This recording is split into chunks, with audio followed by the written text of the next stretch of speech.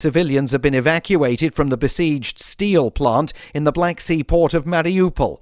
And the UK's governing Conservative Party has suffered a blow at local elections. They showed voters, especially in London, souring on Prime Minister Boris Johnson. And that is the latest feature story news. Simon Marks reporting. This is the Onion Week in Review.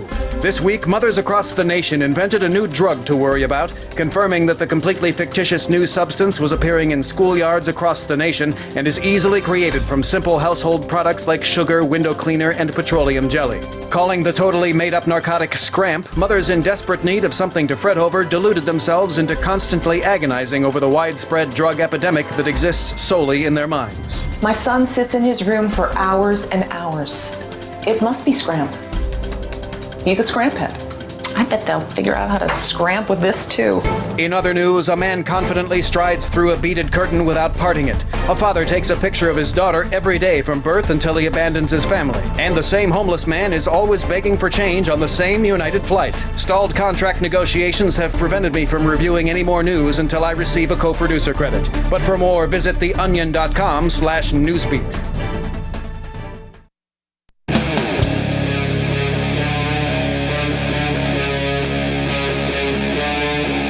Talk Live. It is Free Talk Live. Welcome to the program. The phone number is 603-283-6160. Should you wish to join us, you can bring up whatever you want to discuss here. That's 603-283-6160. In the studio tonight, you've got Ian. Nobody. And Chris.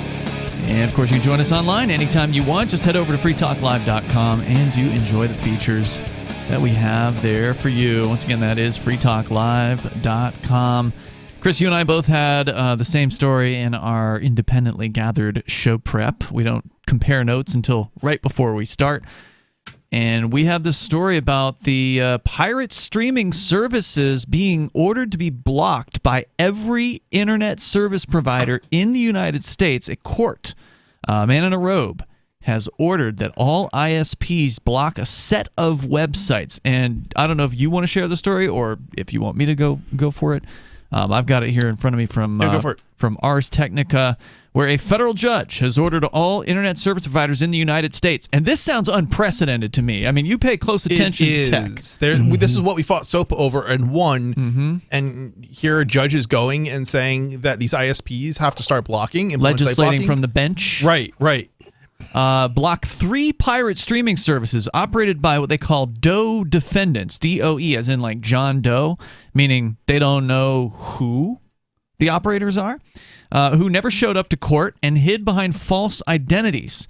The blocking orders affect websites... A wise plan. Yeah. Oh, yeah. Affect websites Israel.tv, Israeli-TV.com, and sdarat.tv, as well as related domains listed in the rulings and any other domains where the copyright infringing websites may resurface in the future.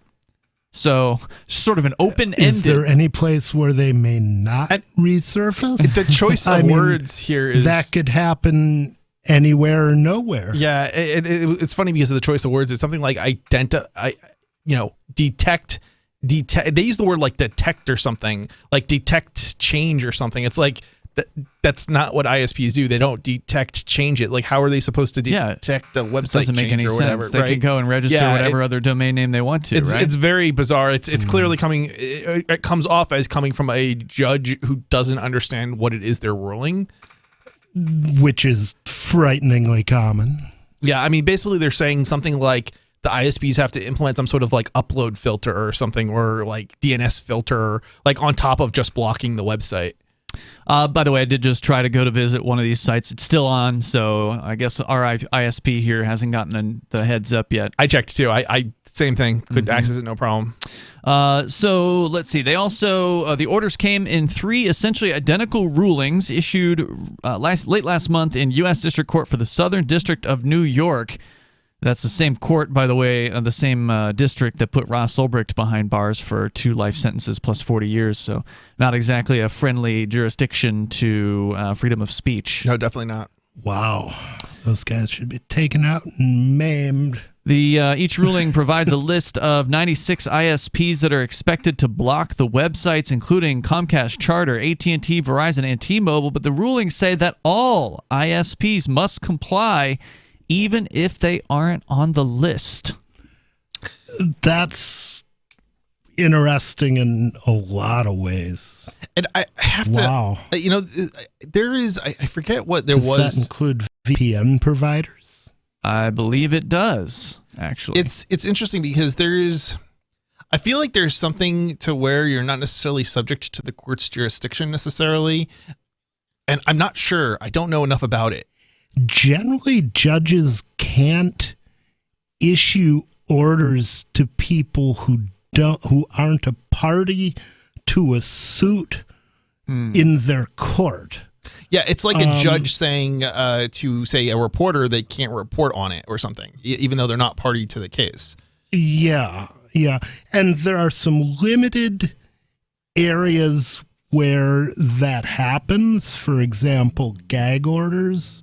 The gag order regarding the streamed version of my trial, for example, right. People were, in theory, bound by that, even if they weren't a party to anything that happened in the court.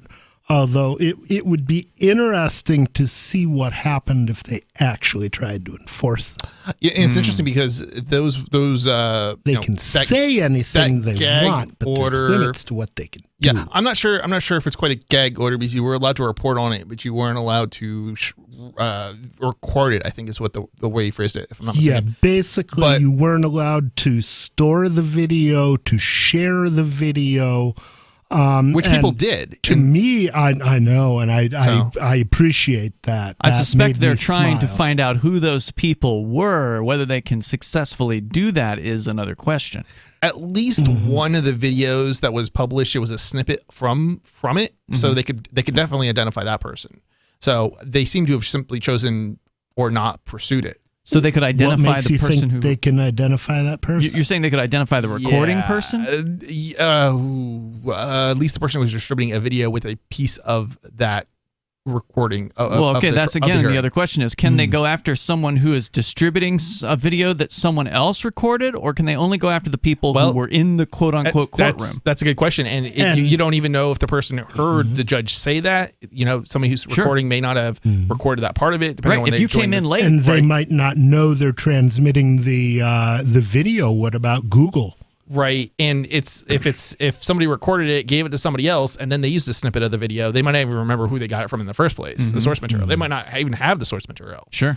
One of the things that I'm doing with image files from Cell 411 is I take the encoded file, I turn it into a bitmap, so it's nothing but a bunch of pixels, and then I re-encode it to try to remove any fingerprints from the image. Okay, like the EXIF data, I think they call it when cameras. So you can't do that completely because it has to do, when you take a picture, there's basically, even if you remove the metadata, which is what you're talking about, correct?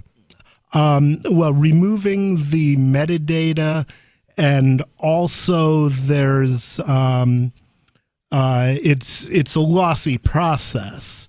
So any noise that gets introduced into the image then makes it more difficult to identify things like, oh, you've got a pixel out on your camera. Yes. Okay. Yeah. Because I was just about to say that doesn't work. Removing just the metadata is not necessarily enough to remove the ability of somebody to connect two images, one anonymous and one non-anonymously published. So you can connect it to the same camera.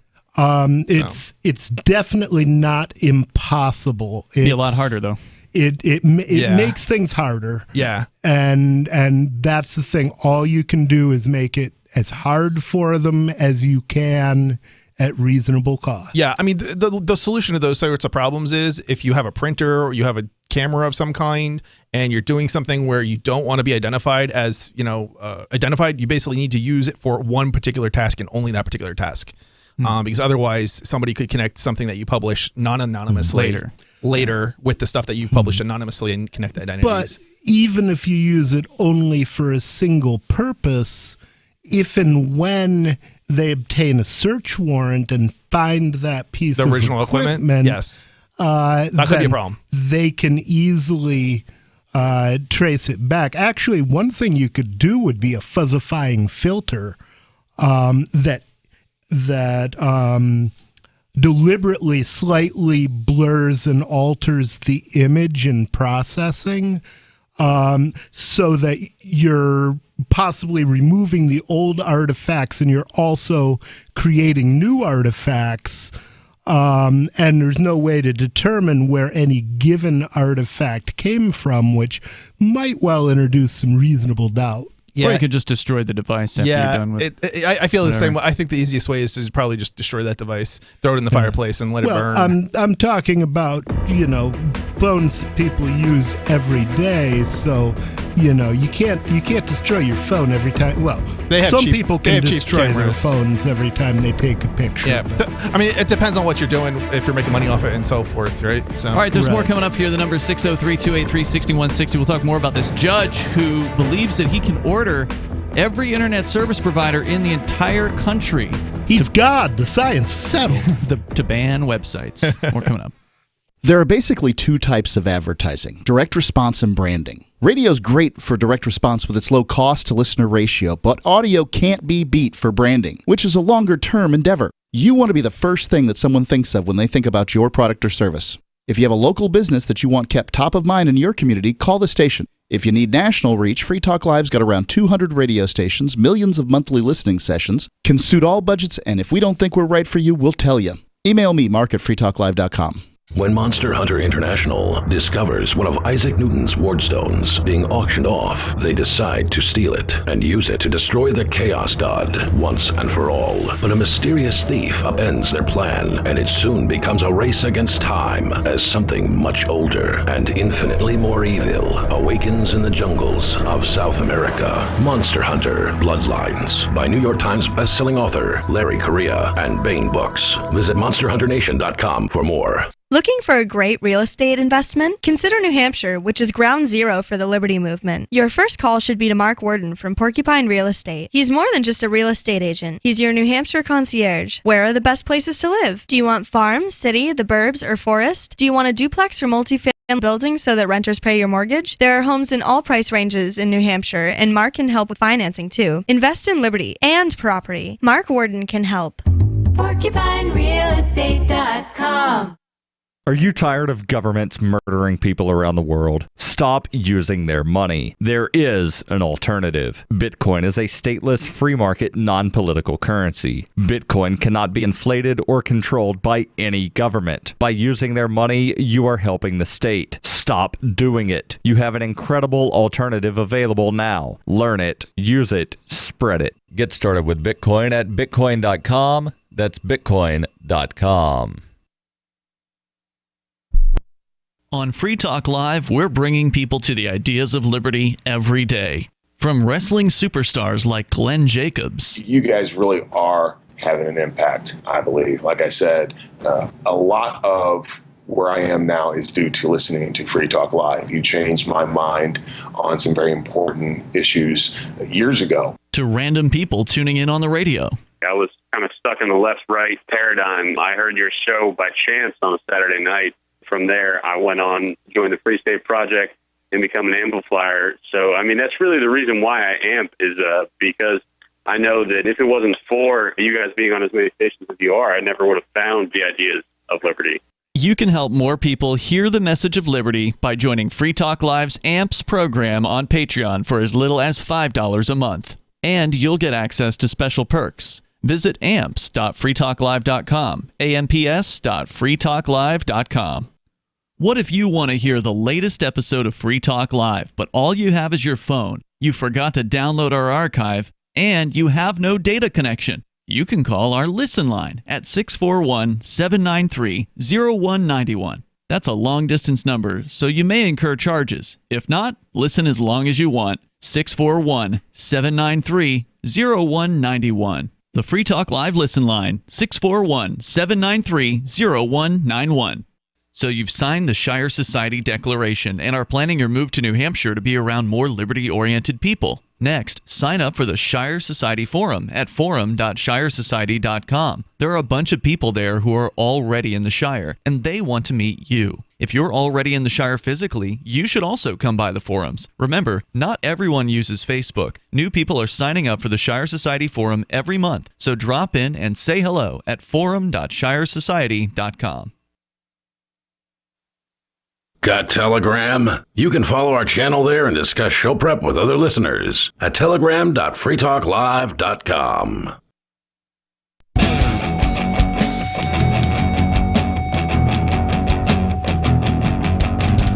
It's Free Talk Live. The phones are open. You can bring up whatever you want.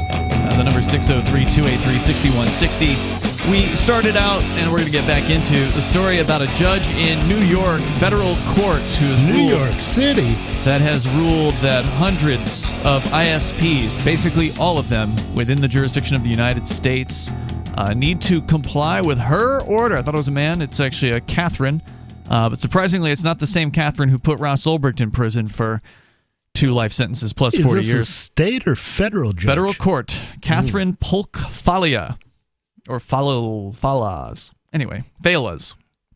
I think she'll probably fail to enforce that ruling. Well, that is the big question here, is are the internet service providers going to fight this ruling? Because she specifically names 96 different ISPs, but then also says, even if you're not named, you got to follow this order and take down these websites. Where was their due process? Where did they get a chance to speak up against? You mean the ISPs? I think they still ISPs. I think what we've got here is a egregious violation of their First Amendment rights. Yeah, they have, and I think the ISPs still have an opportunity to. I don't know if it's appeal because it's not against them, so I'm not sure how it works. But they have the opportunity. I don't think you could appeal a ruling to which you were never a party. No. I think they would have to wait for action to be brought against them. There is some sort of process that once it comes to you, you have an opportunity to fight it.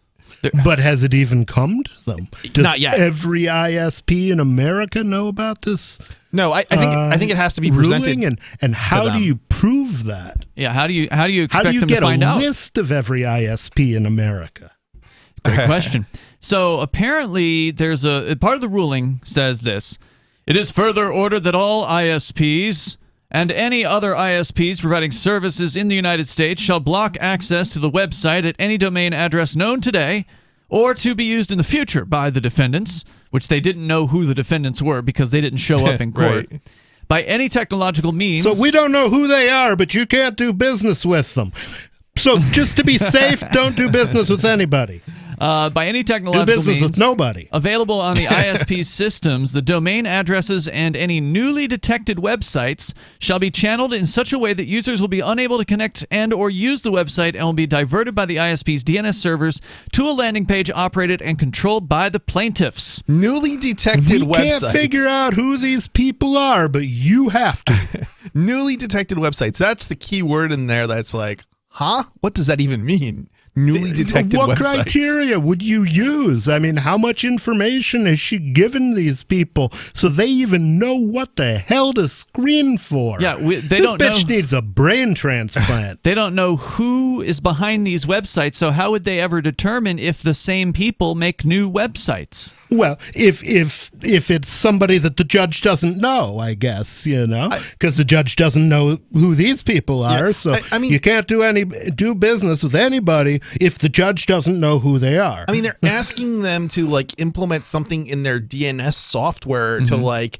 somehow go out and access the website to see if it somehow matches some sort of fingerprint with some website clear. That's on the ban list. What fingerprint? I don't know. I don't know. I guess they would have to create some sort of fingerprint or something. I don't know. This is the question. It's it's absolutely crazy. It makes no sense. Or is the court just going to keep updating a list of new websites that they believe are related to the websites in question and just keep on sending out orders? That's a big due process issue. Yeah. as well. How do you prove that somebody's the same person that you couldn't identify in the first place? And then who's liable if there's a website that gets on this list that's newly detected, that's not operated by the so-called party? So then they link to a landing page, one of those we've seized this website kind of U.S. government landing pages. Oh, yeah. I hate those. Yeah, this one says this website is no longer available due to copyright infringement. And then they talk about the order blocking the site. And now, that could be liable if you direct the wrong person there and they weren't actually the party in question, because you're saying bad things about them. She says that, quote, if you were harmed in any way by the court's decision, you may file a motion to the federal court in the Southern District of New York in the above case. So I think that's I'm going to call Inessa, see if I can get her to do that. Just your attorney. They broke my brain. I think what they're trying to do there is they're trying to get the defendants to show up. I think that's an invitation to the people running Israel TV or Israel or whatever .tv. Well, I'll show up and give them an I am Spartacus. And here's the other interesting thing about this. They're jumping to the assumption that this domain is even, maybe it is connected to a website of some kind, but a domain isn't necessarily connected to a website. It could be connected to, a server, but there's other protocols, basically, is what I'm trying to say. Yeah, so it might be email, you can or just be running a proxy. Right. Like redirecting, changing a DNS entry does not necessarily just impact a website. It impacts all of the things. Anything else that it's used for. I always thought that would be a good way to make Tor sites available for the uninitiated, is basically just have them pop up somewhere, and it's just a web server that's talking Tor to the site on the back end. You're talking Tor to web. But it's talking non-Tor to the front end. It already exists. It's Tor to web is one of them. Okay, you're talking about a service to allow a normal web user to browse the dark web by proxy? Yes. Without having to know anything about it. Yeah. It's going to increase some risks, right? Well, it's going to involve You're not going to be anonymous at that point. Yeah.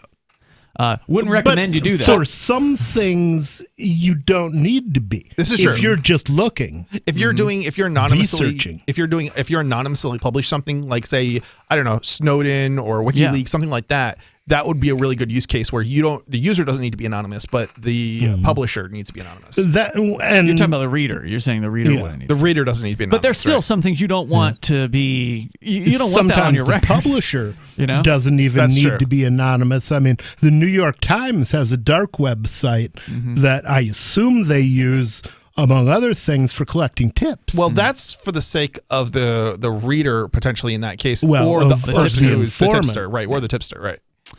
3 lawsuits were filed by Israeli TV and movie producers and providers against the Doe defendants who operated the websites. Each of the 3 rulings awarded damages of $7.65 million. That's some serious dough. You're killing it tonight. But not as much as words. Not his game. Not as much as it was yesterday. That's true. It's true. Torrent Freak pointed out the rulings in an article Monday. The orders also contain permanent injunctions against the defendants themselves and other types of companies that provided service to the defendants or could do so in the future. That includes companies like Cloudflare, GoDaddy, Google, and Namecheap. So are they saying that the people who helped them register their website are going to be held liable? I'm not really sure what they're trying to say. I know what this is. I know what they're trying to say. They're saying, and again, there's no clear delineation of who you're not supposed to do these things for. Yeah, it's here. You're right. You're absolutely right. But basically, what they're trying to say is, if you're a domain registrar and you've never done business with them, you can't now do business with them. Whoever they are. Yeah, whoever they are. We don't know who they are, but the number here is Jesus God. 603-283-6160. That's 603. In case of a water landing, your rectum can be used as a self-sealing helmet. 603-283-6160. Internet ain't so free these days. More coming up. Free Talk Live's video archives have been on LBRY for years. LBRY is an uncensorable, decentralized, blockchain-based media sharing protocol, and we're big fans of it here on Free Talk Live. In 2020, LBRY launched Odyssey, a video sharing website to compete with YouTube, and it's really taking off. Now with over 1 million channels, many of whom are disaffected YouTube creators. During YouTube's crackdown for not towing the government line on COVID, the Free Talk Live YouTube channel started receiving strikes and could be completely taken down at any moment. Thankfully, Odyssey started offering live streaming, so we're now streaming live every night and posting our video archives permanently to Odyssey. You can watch live or anytime on our Odyssey channel by visiting video.freetalklive.com. If you want to go all in, download the desktop app at lbry.com, and then every video archive you watch, you'll help seed and keep it online forever. At minimum, we ask you visit video.freetalklive.com and follow us on Odyssey today. video.freetalklive.com. From Feature Story News in Washington, I'm Simon Marks. The White House is denying that U.S. intelligence provided targeting information to the Ukrainians so that they could sink Russia's warship, the Moskva, in the waters of the Black Sea last month. The Biden administration is also describing as irresponsible published claims that the U.S. provided Kyiv with information leading to the killing of a dozen Russian army generals. White House Press Secretary Jen Psaki says intelligence is shared with Ukraine, but not with the kind of specificity that the media reports have claimed. We do provide a range of intelligence to help them understand the threat posed by Russian ships in the Black Sea and to help them prepare to defend themselves against potential sea-based assaults. But they take our intelligence and they combine that with what they have access to.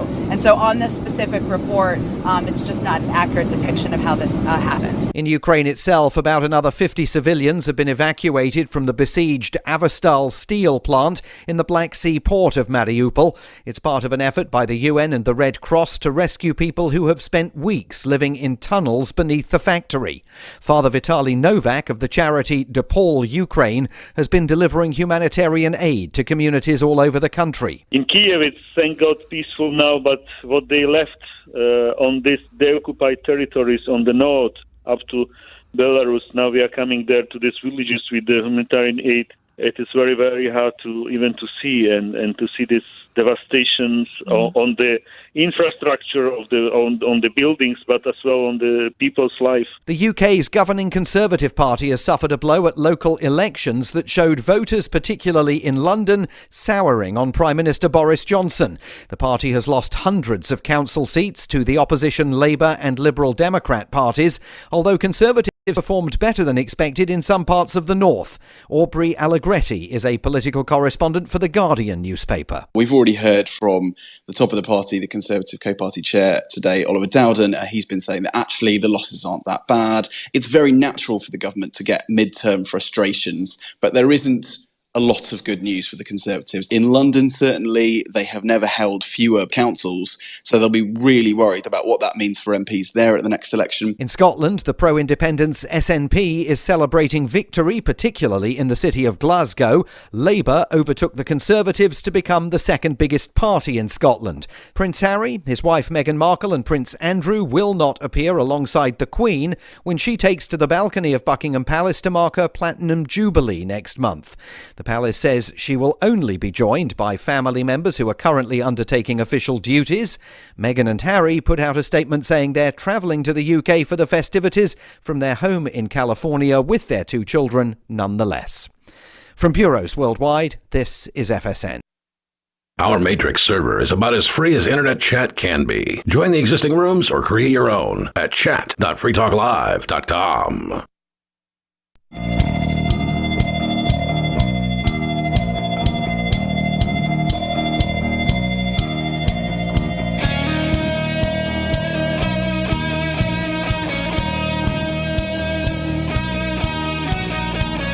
This is Free Talk Live, and you can join us here. The number is 603-283-6160. That's 603-283-6160. In the studio tonight, it's Ian.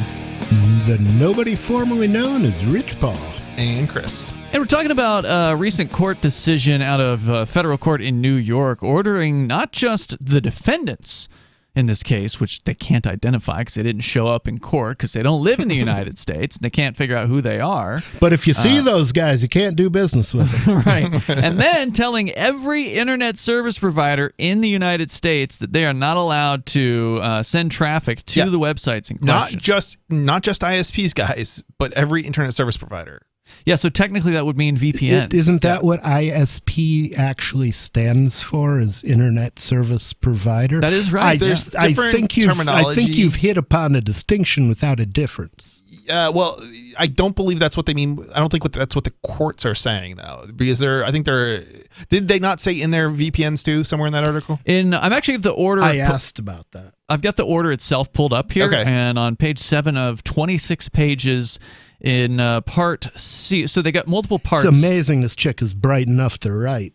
They got multiple parts to this order. There's the part that is going against the defendant specifically. Then there's a part against internet service providers, which tells them to block the sites. Then there's a part against third-party services generally, where it says it is further ordered that third parties it's broader than just internet providing services used in connection with defendants' operations, including without limitation ISPs, web hosting providers, CDN service providers, DNS service providers, VPN service providers, domain name purchasing services, domain names privacy service, back-end service providers, affiliate program providers, web designers, shippers, search-based online advertising services.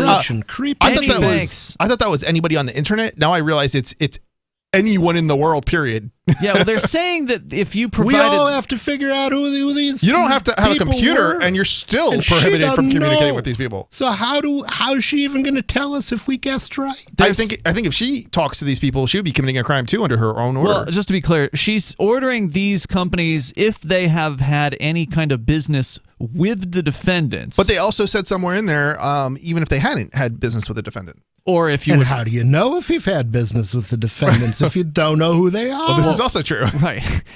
If I might have sold them some weed 20 years ago. Who knows? They're saying that if you've had business with them or you may have business in the future with them. Maybe they gave me a Hummer. I don't know.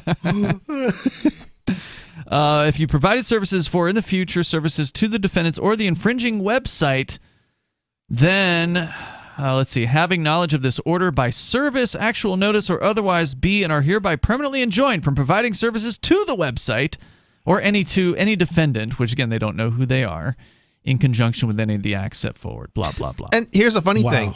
If they redirect the DNS, okay. So it doesn't sound like they're telling all VPSs or VPNs that they can't link to this. But if you consider them to be an ISP, then they would be under this. I mean, it seems like anybody providing services on the internet would have to comply. So I'm not so sure. You have a VPN, right? Called Penguin VPN over at thinkpenguin.com. Yep. And your VPN doesn't have any locations in the United States. Definitely not. Right? So what does that mean? What does this order mean for you? I don't know. I haven't Not that you've read it. I've never been presented with the order. Right. I don't have any. There's like zero chance I will be presented with the order, so I'm not too concerned. But you never know. I'm sure the feds are listening right now, jotting down it would the be notes. Super interesting if they present me with the order. It's a good question. I'm not even sure what I don't know. I'd have to consult a lawyer. Right. Yeah. They Have also you done business with these people? What people? They also say that plaintiffs will be serving a copy of this order to the defendants through the Contact Us portal on the website. So they have no way of reaching these people through traditional means. And so the order includes that they can basically serve them. If I was their ISP, I wouldn't let them do the upload. I'd say, no, I've been told I can't let anybody access that site. Well, you know what's also interesting is that the domain is being transferred to the plaintiffs. The plaintiffs. So now the plaintiffs are in control of that VPN. Right. Nobody can do business with them. Well, that's what I'm thinking. You can't do business with the people who are bringing this lawsuit. So if that's the case, then you're going to have to block, I don't know if it's RIAA or MPAA or one of the cartels, copyright cartels, the major entertainment industry players. Well, these are the entertainment industry. This is the entertainment industry in Israel that brought these suits. Okay, so they're going to have to, I presume, my interpretation of this Don't they have enough fun with the Palestinians? I need to block every website that is operated by this entertainment, Israel entertainment people. Depends on how you interpret it. They're now operating that forbidden website. Right, and you have to block anything from them, right? Isn't that not what it says? Yeah, I guess you could definitely interpret it that way. This is what I'm saying. Yeah. I think some ISPs need to start doing more blocking. It sounds like than they may have otherwise. Yeah, it's a crazy story, and like you said, this is pretty unprecedented as far as a judge. Oh, this is definitely Like unprecedented. this is one of the widest cutting in the United rulings States anyway. in U.S. internet history. It's huge, and it needs to be challenged by somebody. Oh, absolutely, or nobody. Oh, indeed. But you're not on the list. Good luck, nobody. I don't know. Maybe I can get it. Maybe I can get my attorney because there's still a big hunk of money in her retainer fund. All right, so if you want to join the show here, you can. The number is 603-283-6160. That's 603-283-6160. The plaintiffs in this case are big industry people: United King Film Distribution, DBS Satellite Services, Hot Communication Systems, Keshet Broadcasting. These are all international, Israeli-based or whatever copyright holders, and they claim that they hold a bunch of the copyrights that this particular website is allegedly violating. When you go to the site, I'm going to add them to the list of people who can't use Cell 411. When you go to the site, you see a bunch of channels. It's basically a reseller. They're taking content from somewhere, maybe a satellite dish, or and they're probably getting it on the Pirate Bay. No, this looks like live streaming to me. So it looks like they've got live streamed video channels of all sorts, including like MTV and the History Channel. It's an IPTV provider, correct? Yeah, looks that way. They're selling a month for $29. It's basically cable internet, or I'm sorry, not cable internet, cable TV over the internet. Yeah. Without permission. Right. Without authorization. I mean, this is a great time to cut if you haven't cut your cable TV, this is a great time to do it, or cut your satellite TV or whatever it is you have. Well, of course, if you go with a website like this, there's always the chance they're going to disappear next month. Because yeah, but you know what? There's so many IPTV providers out there. I don't think you have to worry about that too much. You just switch. You have to know where to look, though, right? You have to know how to find these. It's called. Sites. I want to say Google, but Startpage or I thought some other search engine. IPTV was illegal. IPTV isn't illegal. What makes you think it's illegal? It's what is illegal is to infringe the copyright above a certain dollar amount. I thought that's what most of these guys were doing, though. It's illegal to restream a video channel, a copyrighted video channel. So the service providers are doing illegal things, but is it illegal for someone to watch it? That's the question. That would be copyright infringement, I believe. To just watch it? It's not, because the user can't know for sure if they're watching something that's legit or not. Look, Ian, the law doesn't make any sense, but in theory, I think they would argue that. But there is something interesting. So this set of law, copyright law, is really complicated. Mm-hmm. There's something called like broadcast rights, and I don't think like in some countries it's not copyright infringement, but you might be violating broadcast rights. So, and I think that's just watching it. Well. Like you're definitely violating something by restreaming it. By restreaming it, you're violating broadcast rights potentially, but not necessarily copy. No. You're not necessarily violating copyright, but you are violating broadcast rights. But not every country has like agreements for broadcast. So there are some places like in the Middle East where you can actually legally operate a IPTV restreaming service without paying licensing, and not get convicted in another country because there isn't those agreements aren't in place. There's more coming up here. If you want to weigh in, maybe you've got some familiarity with the topic, you're welcome to join us here. The number 603-283-6160. Plus is Patreon going to start allowing cryptocurrency payments. There's been some interesting numbers that have come up. We'll tell you about it. The Free State Project has reached its goal of 20,000 liberty lovers who've pledged to move to New Hampshire and get active to achieve liberty in our lifetime. Perhaps you're trying to figure out what part of New Hampshire should be your destination.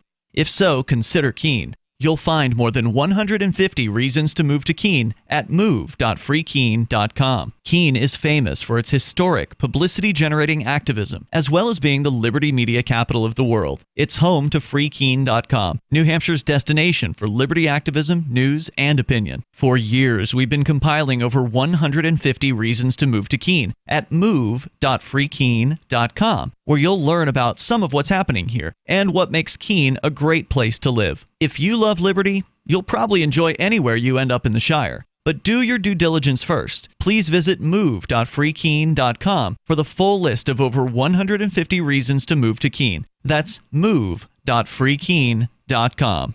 The new 4th edition of Healing Our World, The Compassion of Libertarianism, will take your understanding of liberty to a deeper level and has over 1,300 updated references, new cartoons, and a foreword by Dr. Ron Paul. With discounts for multiple book purchases, the 4th edition of Healing Our World is a great gift for the liberals, pragmatists, environmentalists, and Christians in your life who think libertarianism is cold-hearted. Get yours today at healing.freetalklive.com and use promo code FTL for a $5 discount.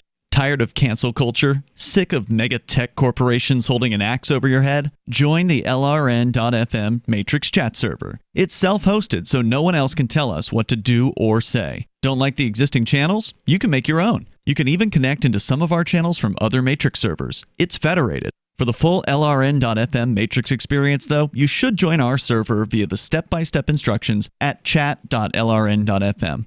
Chat.lrn.fm. This is Michael Dean from the Freedom Fiends. I've run websites since 1996 and have used over a dozen web hosts in that time. AgristHosting.com is the only one that hasn't broken my heart. Agrist Hosting's uptime and service is stellar, and their DDoS mitigation is the best I've seen. That's important because if you tell the truth in this world, you'll ruffle feathers. And some people will try dirty tricks to silence your voice. No matter what the haters hit us with, Agrist Hosting keeps our websites online. If you have a mission-critical commercial presence or a world-changing activism site, you cannot tolerate any skullduggery. So go with agristhosting.com. Have a WordPress or blog site, but you're not satisfied with performance or uptime? Or just want raw hosting? Want to pay with Bitcoin? Agrist Hosting specializes in high-performance hosting with personalized service. Go to agristhosting.com and click on the button that says Get Hosted. That's agristhosting.com.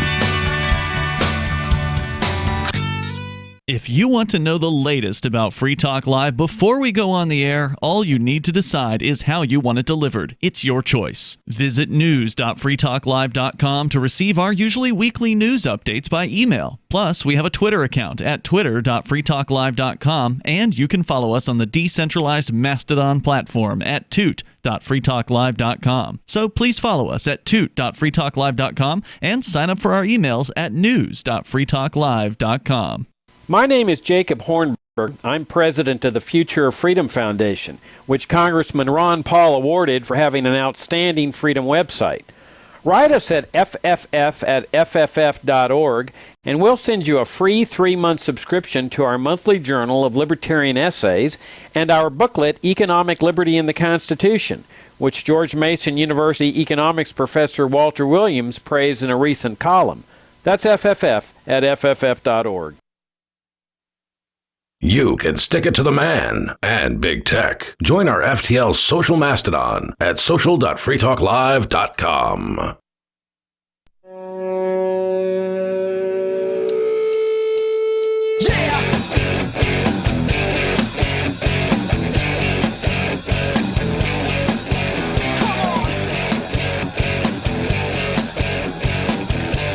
Free Talk Live. You can join us here. You can bring up whatever you want. The number is 603-283-6160. That's 603-283-6160. We're still just during the break looking over at the order, 26-page order from this federal judge in New York, just basically ordering every internet service provider. They list 96 of them here, and they organize them by the potential population that they could essentially serve.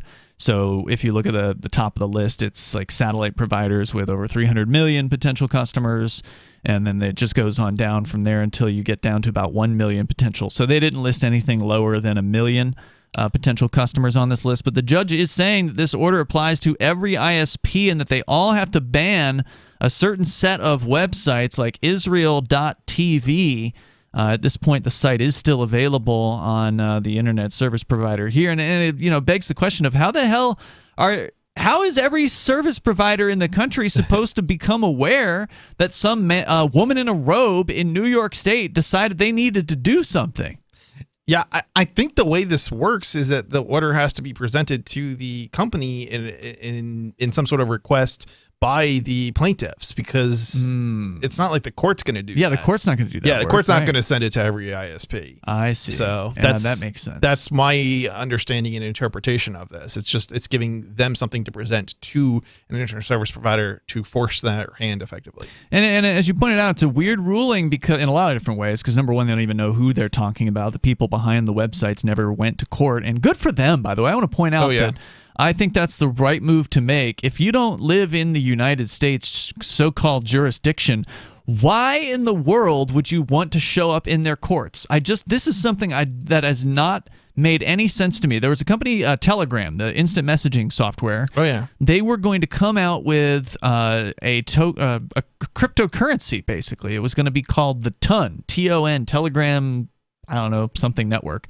I don't remember what it was going to stand for, but they raised $1 billion in what they call an initial currency offering, or an ICO. It was the largest ICO in the history of ICOs, and a lot of ICOs have completely crashed and burned, and they were either scams from top to bottom, or they were legit but they just failed, right? So there's a lot of failure in the world of ICOs. There were some success stories, but to raise $1 billion worth of cryptocurrency was unprecedented, and I don't think it's ever been done since.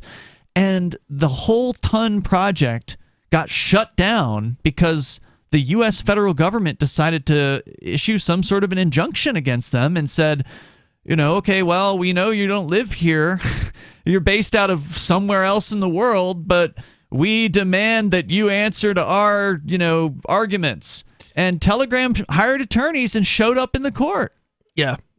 It's unbelievable. And then they had to scrap the whole project. It's like they put you in a catch-22 situation because either you show up to court, or if you don't show up to court because you're not in their jurisdiction and the law doesn't apply to you, or if you do show up to court, then all of a sudden you're consenting to the jurisdiction. You're consenting to the jurisdiction. So you can't consent to the jurisdiction, but if you in order to not consent, you can't show up. But if you don't show up, then they can proceed to have a default injunction against you. Correct. So they'll do whatever they want. Right. So you're in this catch-22 situation where it's like you can't fight it. You can't send lawyers in because then you're consenting. But if you don't send lawyers in, then there's a default injunction against you. And I mean, I get the reason why they want to do it, because they wanted to win, right? They wanted to prove their side of the case and maybe get the largest market in the in the world, the United States, to legally be able to use their product. I'm guessing that was their reason for showing up.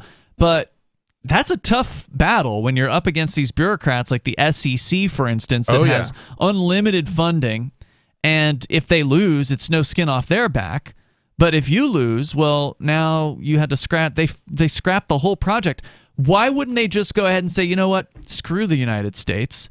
We're just going to go move forward. They were literally in the very week they were going to release this thing. It was going to come out, and then it went away because of this injunction.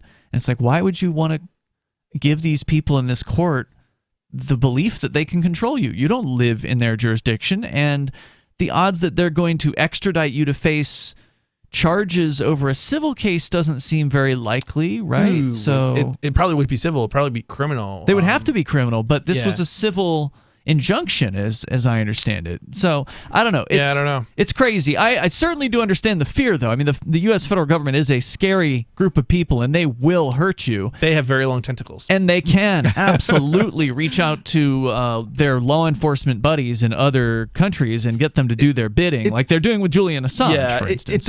It does beg the question, like, if you're going to set up such an operation, where would you go if you were to intentionally do it? And there's not a whole lot of places that are you're going to be probably safe. And it's kind of funny in some respect, or kind of weird that some of those places might be places that are actually very hostile to freedom, like Russia, right?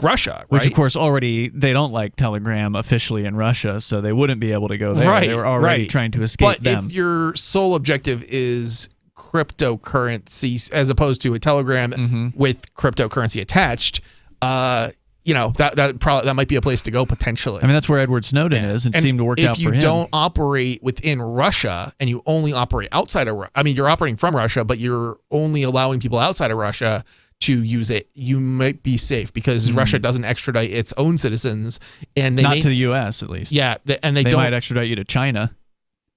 If China wanted you for something. My understanding is Russia doesn't extradite its own citizens. Oh, I don't know. You don't want that. They're like a chop shop for people.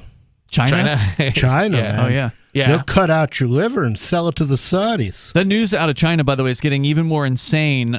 Some of the more recent developments in and around Shanghai and Beijing include, I'm getting this from the Northrop Gundam channel on Twitter, which just keeps on posting insane videos. They're now putting razor wire, barbed wire, along the interstates or the what are state roads, whatever they're called over there. They're putting, the railing, the metal railings that you see on the sides of the road sometimes. Yeah. They're wrapping that metal railing in razor wire and to keep people from leaving the roads. Like, if you're going to be traveling down the road and you decide you just want to get out of your car and make a run for it, now you got to climb over some razor wire before you can get into the woods. That's going to make it more interesting when you got to take a leak on the road. Yeah. Wait, back up a moment. Why are they doing this? It's because they seem to be turning the They're entire... out of their minds. Yeah, they seem to be turning the entire place into a prison. An open-air prison. You have to understand, they just finished and are in the process of, 2 weeks ago, they started taking large metal gates and putting them around the outside of apartment building entrances. So you cannot leave your apartment building without authorization now. Okay, so are these things that are on the side of the road? You're saying they're putting them around the everywhere in the country, or just in the areas that are locking down? Like that? It's not clear. It's definitely in the areas they're locking down. I don't know how far it's expanded from there. Okay, so it's not on the side of the road that they're doing that. No, it's literally on the side of the road. Like the metal barriers. Is it surrounding like a building or something? No, dude. Like, just imagine a road that you're driving down, and the only thing on one side is like the woods. Yeah. Okay. And on the barrier of the road, like at the shoulder of the road, there's one of those metal barriers that just kind of goes right. Yeah, That's just what's there. Right. You've seen those to keep around the cars, to protect the cars from allegedly going off the road. Right. That metal barrier is being wrapped in razor wire. Like, imagine barbed wire. Doesn't that eventually end though? Whenever the road gets to where it's going, so presumably the city or whatever, right? So there's going to be an ending to it, but it's when they get you Nothing back goes into on forever. It's when they get you back into a more controlled zone. Okay, that's when it will purportedly end. But until then, you can't leave the road. Huh? Wow. Interesting. You're literally being trapped on the road. I want to know what the hell is really going on in China. What do these mad bastards think they're accomplishing?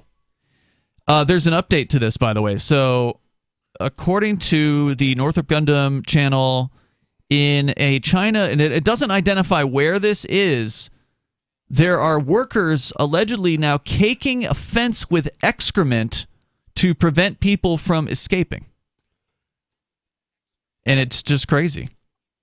I'm at a loss as to how that would prevent somebody from escaping, but it'll make it less attractive to climb the fence. Okay, I get the less attractive part. Make it a lot less attractive to stay in China too. I'd be hightailing it for the nearest border. If you can get out of China, you definitely should. It's insane. It's actually interesting because there's a lot of foreigners in China, and they've been fleeing for a while now.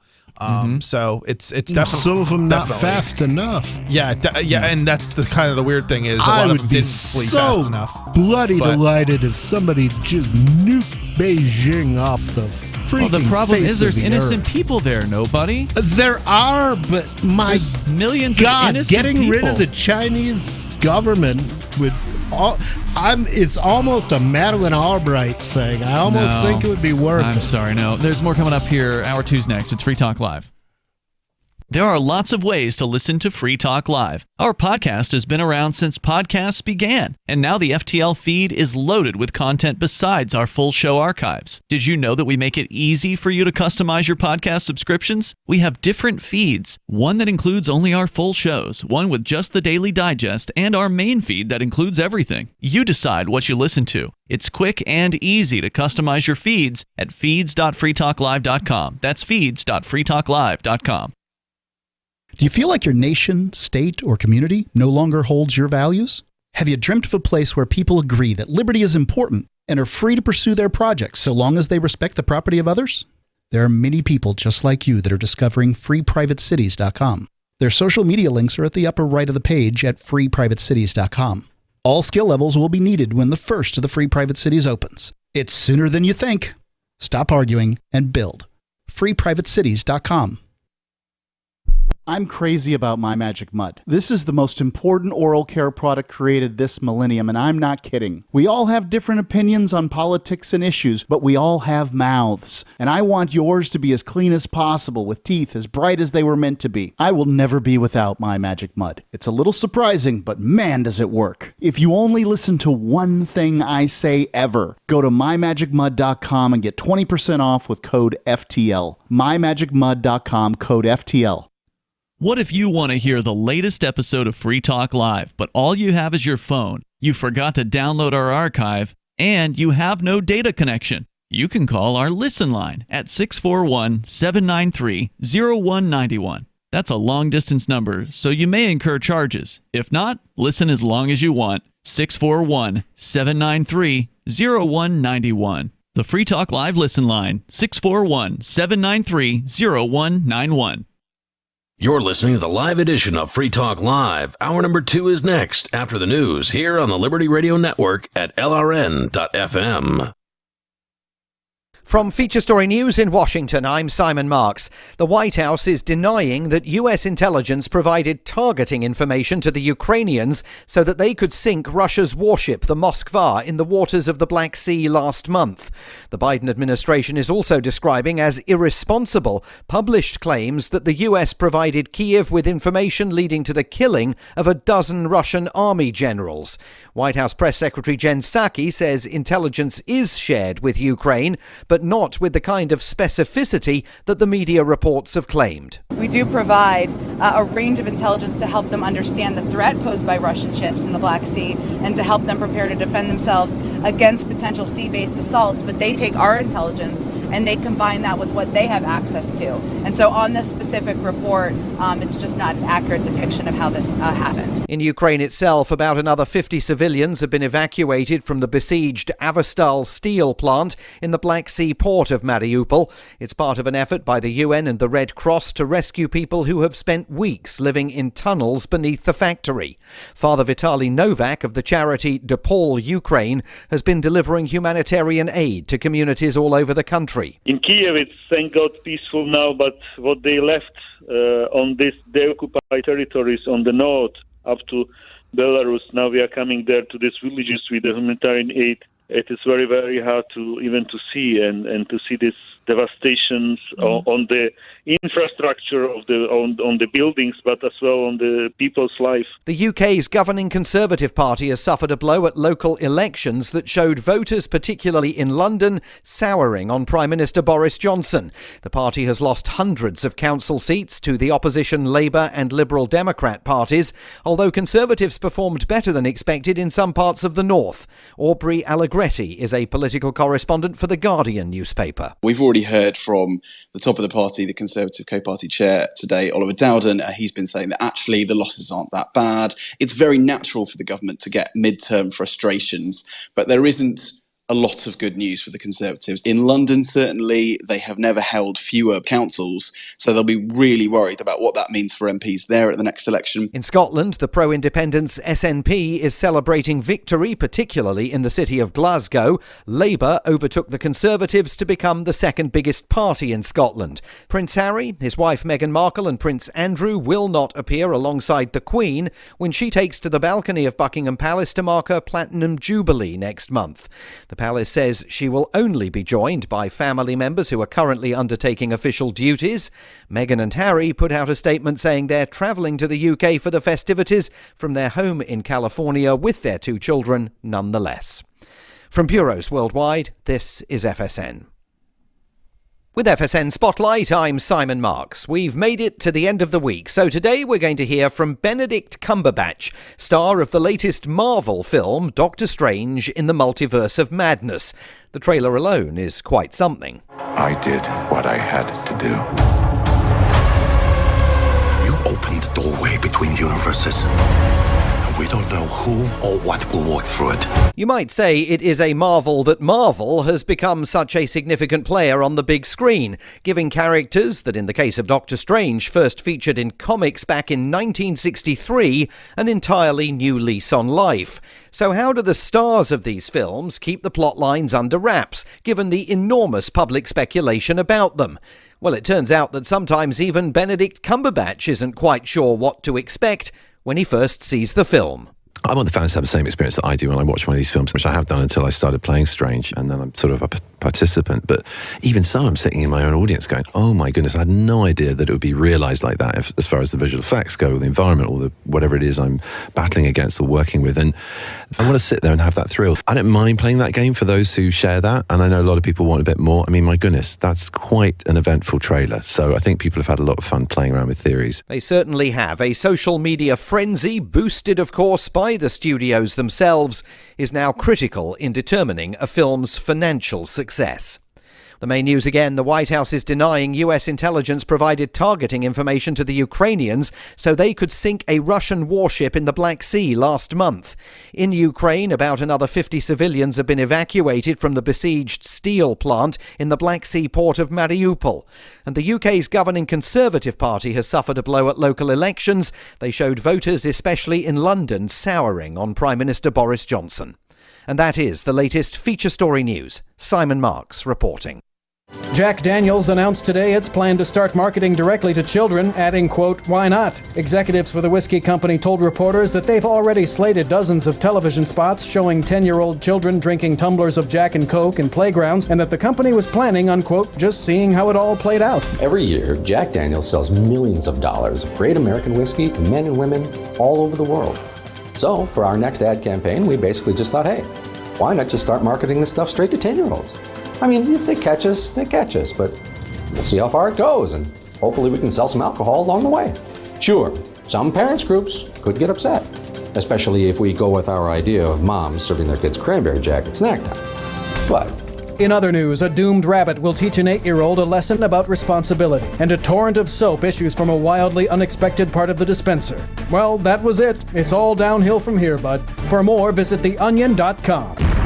This is the Onion News Network.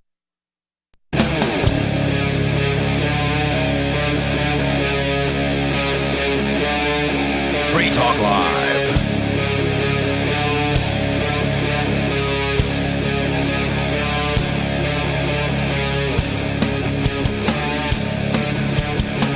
It is Free Talk Live. The phones are open if you want to join the show. We're kicking off the second hour. The number is 603-283-6160. That's 603-283-6160. And you can join us here on the lines and online as well over at freetalklive.com. We have our social media site, which is a Mastodon-based site at social.freetalklive.com. You can interact with other Free Talk Live listeners and some of the hosts of the show there. Go to social.freetalklive.com, and you can do that. Joining you in the studio tonight, it's Ian. The nobody formerly known as Rich Paul. And Chris. We're going to go to your phone calls and thoughts. I use way more syllables than everybody else. Major Payne is on the line in Michigan. Go ahead, Major. That's got to hurt. Hey, good evening. Good evening, young bloods. What's on your mind? Well, you guys are talking about the Chinese wrapping the roadside in razor wire and spreading doo-doo on the walls. Yeah, it's insane. Well, I got an update for you from the A&H News Network if you give me a double up. But anyway. What's A&H stand for? Astute and honorable. But I told Ian to quickly ask, seeing as how I just made it up. Yeah, I was going to say, I don't know of any such news network that's actually honorable. No. Well, I kind of like The Hill. What's that, Major?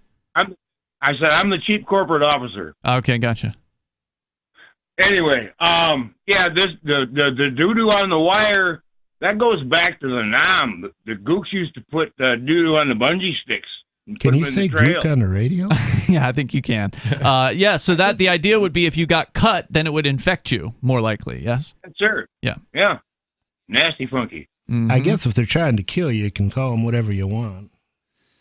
Yeah, it's pretty sick stuff. We're just looking at some of the other content here from the Northrop Gundam channel on Twitter. It's at Gundam Northrop if you want to find it. I've linked to it over the last few days on our social media platform at social.freetalklive.com. But I was telling these guys off the air, and I'll tell you on the air, this crazy, like, fake... I don't even know how to describe this, like fake things that exist in life that you take for granted, right? So like when you walk down the street, I dated a girl like that one time. If you walk down the street and you see a fire hydrant, you take for granted that there's water there. That if the firemen show up with the right tool, they can hook a hose up and swing the valve in whichever direction and open it up and water comes out, right? Well, not in China, apparently, or at least not some parts of China, where in Shenzhen, a rescue team arrived to a fire scene in the parking garage only to find that none of the fire hose valves has water.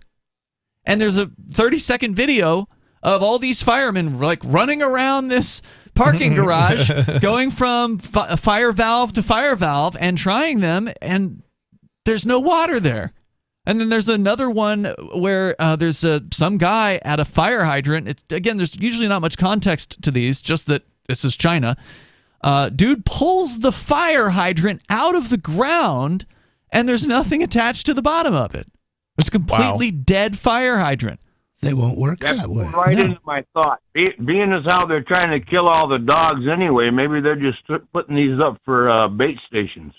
Could be. They're not even eating them. No, they're killing them. They're just killing them. Back in the day, they'd at least eat them. Right. Major, thanks for the call tonight, man. Anything else? You remember the crazy little Korean? Which one? Rocket Man? Oh, there was about 5 years ago, he demanded that all of his people produce so many amounts of fecal material. Oh, you're talking about North Korea. They were so starved that they'd have had to eat their neighbors' dogs in order to even possibly fulfill this. Thank you for the call tonight, Major. I appreciate it. Yep. The number here is 603-283-6160. That's 603-283-6160. What a load of crap. What did he want him to do that for? I don't know. I don't remember that story, but it wouldn't surprise me. And then in another example of the fakery going on in these Chinese cities, another video, just another shorty, like 14-second video on the Northrop Gundam channel. Somebody walks up to one of those sewer grates on the side of the road and pulls up the grate to reveal nothing. There's just dirt underneath it. There's nowhere for the water to go. It's not going into a sewer or any kind of a system or anything like that. It's not even really deep. It's just like deep enough to put the grate down. Oh, that's deep. There's nothing there. No, it's not. I'm talking about like no more than an inch. So the whole thing is for show. But it's deep to even think of that. to put a fake grate down, you mean? Yeah. Let's make a fake sewer. Right. We want people to think there's a sewer here. Right. Fake fire hydrants. Because fake sewers. What are they going to do differently if they think there's a sewer there? And buildings that literally are falling to pieces. I showed you guys the video of that as well, where somebody's just in the streets recording video of a building being blown to bits by the wind. Just coming down. It's insane. That was a pretty crazy video. And there are other videos like that. It's not uncommon in China where the quality of the construction is just garbage. And there's so much that looks like it's legit, but it's actually not. The amazing thing is the only thing the commies ever made that works was the AK-47. And that was one man. And the liberals hate it. Yeah. It's like their one accomplishment. And it was a great accomplishment, but it wasn't the commies. It was just one guy. It was Kalashnikov. Well, it's always just one guy. Everything's just one guy. Well, as soon as you put a group in charge of creating something, then you get all kinds of problems. Yeah, it's called bureaucracy. That's why the AK was a success coming from China, whereas all the other things are a total failure. Because no one got in his way. He was able to design this gun that, to this day, is still one of the most widely carried weapons on the planet. The people who are claiming that a thing cannot be done should stay out of the way of the people who are doing those things. Yes, indeed. So, I mean, those are the only updates I have from Shanghai and where the lockdowns I don't know if continue. I can take another update from Shanghai. It's brutal. It is hard to handle what's going on out there. I mean, even from a distance, how crazy must it be to live there? I can't even imagine it. I mean, they literally are locking people in their apartment buildings now.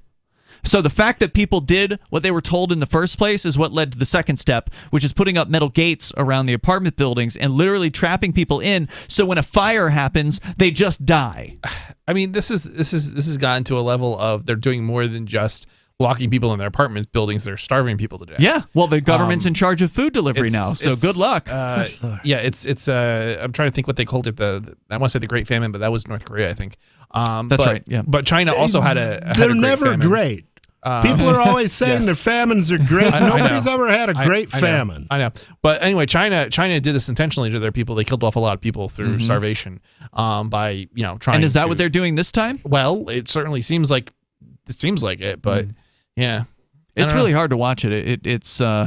But it's important. I mean, it's hard to watch video like this, but it's important because you have to understand this can happen anywhere. Even though China's going to the max with quote-unquote zero COVID policy and locking people down, if people allow themselves to be put through this, then it will get worse, and that's what we're seeing happening. They didn't start with razor wire on the streets. That's 6 weeks later. You gotta bitch smack them when they first start telling you what to do. If you want to join the show here, the number is 603-283-6160. That's 603-283-6160. But we've got other news to cover here tonight. And Chris, you had a story that we're going to get to about Patreon. Now, Free Talk Live, we're on Patreon. We've got the Free Talk Live AMPS program. It stands for Advertise, Market, Promote, and Support. It's a way for you to help us for $5 a month to help us get the ideas of freedom onto more great radio stations and bring new internet listeners on. I was kind of surprised you did that. Why? Actually, because I got the impression that you were always self-hosting the AMP program. We were, but you still always have to rely on a centralized credit card processor. It doesn't matter how self-hosted you are. You're always relying on some banker somewhere to provide you with the service, and they cut us off. Oh, really? Yeah, they cut us off in September of last year. So this was the easiest. I was going to predict the Patreon would sooner or later. Yeah, they might. I mean, that's a fair prediction. But for now, that's where we're at. The number here, if you want to join us, 603-283-6160. But apparently Patreon has surveyed their users regarding cryptocurrency. The question is, are they interested in accepting it? And Chris, you have some of the numbers. We'll share that on the way here. It's Free Talk Live. There are basically two types of advertising, direct response and branding. Radio's great for direct response with its low cost to listener ratio, but audio can't be beat for branding, which is a longer term endeavor. You want to be the first thing that someone thinks of when they think about your product or service. If you have a local business that you want kept top of mind in your community, call the station. If you need national reach, Free Talk Live's got around 200 radio stations, millions of monthly listening sessions, can suit all budgets, and if we don't think we're right for you, we'll tell you. Email me, mark@freetalklive.com. After a devastating war, the alien visitors were driven back, and their willing human collaborators were left behind to face the music. When Emma Jean Anderson's ex-lover springs her from prison, Nathan Foster and his 14-year-old nephew Ben are tasked with bringing the pair to justice. An easy enough job until they discover something is inside Emma Jean, and the fate of the planet hangs in the balance. The Family Business by Mike Coopery from BaneBooks.com. Looking for a great real estate investment? Consider New Hampshire, which is ground zero for the Liberty Movement. Your first call should be to Mark Worden from Porcupine Real Estate. He's more than just a real estate agent. He's your New Hampshire concierge. Where are the best places to live? Do you want farm, city, the burbs, or forest? Do you want a duplex or multifamily building so that renters pay your mortgage? There are homes in all price ranges in New Hampshire, and Mark can help with financing too. Invest in liberty and property. Mark Worden can help. PorcupineRealEstate.com. Are you tired of governments around the world killing innocent people? Stop using their money. There is an alternative. Bitcoin is a stateless, free market, non-political currency. Bitcoin is money that cannot be inflated or controlled by any state. By continuing to use their money, you're perpetuating the killing. Stop doing it. You have an incredible alternative available to you now. Learn it, use it, spread it. Get started with Bitcoin at Bitcoin.com. It's Bitcoin.com. We have some good news. The indictments against Ross Ulbricht in the District of Maryland were dismissed with prejudice, meaning they can never be refiled. This is especially good because those indictments contain the only charge ever made that Ross engaged in murder for hire. This was a serious allegation that Ross Ulbricht denies. It was never prosecuted or ruled on by a jury, but was trumpeted by the federal government and the media as if it were proven fact. The Maryland court held these indictments for almost 5 years, poisoning Ross's case and leaving him under a cloud of unproven allegations. As explained in Ross's appeal to the Supreme Court, the fact that the judge used these allegations to give Ross a draconian sentence of double life without parole violated his Sixth Amendment right to a jury trial. Judges are required to issue sentences based on convictions decided by a jury, not unproven allegations never even charged at trial. Although this is a positive development, the dropped indictment will not set Ross free. Now, a presidential pardon is Ross's only hope of freedom. Sign the petition at freeross.org. freeross.org. Tired of cancel culture? Sick of mega tech corporations holding an axe over your head? Join the LRN.FM Matrix chat server. It's self-hosted, so no one else can tell us what to do or say. Don't like the existing channels? You can make your own. You can even connect into some of our channels from other Matrix servers. It's federated. For the full LRN.FM Matrix experience, though, you should join our server via the step-by-step instructions at chat.lrn.fm. chat.lrn.fm. So you've signed the Shire Society Declaration and are planning your move to New Hampshire to be around more liberty-oriented people. Next, sign up for the Shire Society Forum at forum.shiresociety.com. There are a bunch of people there who are already in the Shire, and they want to meet you. If you're already in the Shire physically, you should also come by the forums. Remember, not everyone uses Facebook. New people are signing up for the Shire Society Forum every month, so drop in and say hello at forum.shiresociety.com. Don't miss a moment of Free Talk Live. Get our archives daily via our podcast at feeds.freetalklive.com.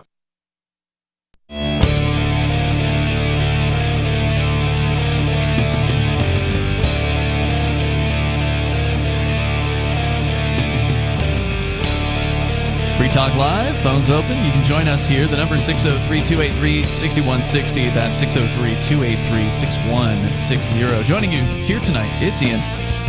And the slightly mad nobody. And Chris. And you can join us online anytime you want. Free Talk Live, by the way, brought to you by Freedom's Phoenix. It's your source for all news, economic news, government overreach, insane government spending, and more. You can get today's headlines all in one place and from a fresh libertarian perspective. You can find this and more at freedomsphoenix.com. That's freedoms with an S, phoenix.com. As we continue here, we're going to go back to the phones, and then we'll get into Patreon. Are they going to introduce cryptocurrencies as far as letting their patrons... Well, it's too late for that. That ship sailed. Contribute. They've already been introduced. Well, what I mean is, are they going to implement it on their website? But let's go first to Sarah in New Mexico. You're on Free Talk Live. Go ahead, Sarah. Crazy commie. So it was announced today? Are you What? with me? Yeah, we got you. Go ahead. Okay, well, I'm looking. So far, we racked up 1,000 tickets on the speeding ban tickets. You got a cut of that? You got to cut back on those speeding tickets. I don't think you can afford that. Well, the thing is that I'm not getting any cut out of it. But these are just warning tickets. You said we racked them up. So you don't even have to win to be happy, so long as somebody loses. Well, they've been running people over and killing everybody. That's the problem. They did this to themselves. So We're you're get saying 8 more. everyone they ran themselves over? You're blaming everyone who speeds for whatever few people actually got hit by somebody. Well, the thing about it is that ever since they removed those, they've just been going back to very bad driving behavior. I mean, we have the worst accident rate, worst pedestrian fatality rate ever last year. So apparently none of this helped. Sir, what did they remove? It's like when somebody dies and I just talked to him yesterday. Well, didn't help. we removed, I think we removed all of the red light cameras 11 years ago. All of it. The speeding bans, every single one of them. Have you been calling this show for 11 years? Maybe didn't I call before then? I don't really remember. Yeah, I feel like you. I think you did call before they took away the cameras. My God, it's been that long. Jeez. So go ahead. Okay, go ahead. Well, what's the point you're trying to make? You're saying they're bringing him back, or what's going on? Well, they were whining about that this is going to cost taxpayers money if they don't generate enough tickets. That must seem like a trivial concern when you don't pay taxes. I mean, isn't that what? I mean, it's just another name for a tax. Speeding tickets. Well, for the people that want to go over 10 miles over the speed limit and put other people's life in general. I don't think taxation there's a when single they want person to fine you, but they can't figure out what you did. Yeah, I don't think there's a single licensed driver who's never gone over the speed limit. Well, the matter is whether you're going to get caught or not. Now they're going to get caught, and they just got a warning ticket. These are just warnings. So starting the 28th of this month, it's going to be a $100 citation, and it's supposed to be put on your credit and be taken to court and have a credit. People come after you. You know what? All you're going to do, Sarah, is you're going to hurt poor people. That's all you're going to do. You're going to hurt people who can't afford it. You're going to hurt people because if you're a rich person, you go. Well, she's a communist, though. That's what they do. Yeah, and the interesting thing is you don't even get points for it. So it's not even like it really hurts. It depends on the state, I think. I thought. Yeah, but yeah. I think you get them in. Okay, maybe I'm wrong. No point. Yeah. Well, New Mexico, there's no points against your driver's license, and there's no points that go on your the insurance. So your insurance rates don't go up. This is not a criminal So this is offense. a straight up money grab, is what you're saying. They're just taking people's money, which of course... Maybe you could convince them to whip them with wet noodles. And the point I'm trying to make to you, Sarah, is that what you're advocating here is going to hurt poor people the most. And so think about it this way, because you clearly don't care about the poor. Because, if you think about it, a rich person who receives a speeding ticket, they just cut the check. Yep. That's it. Boom, done. No problem. Cut the check. You're done with it. The ticket's gone, and you're off to your next ticket.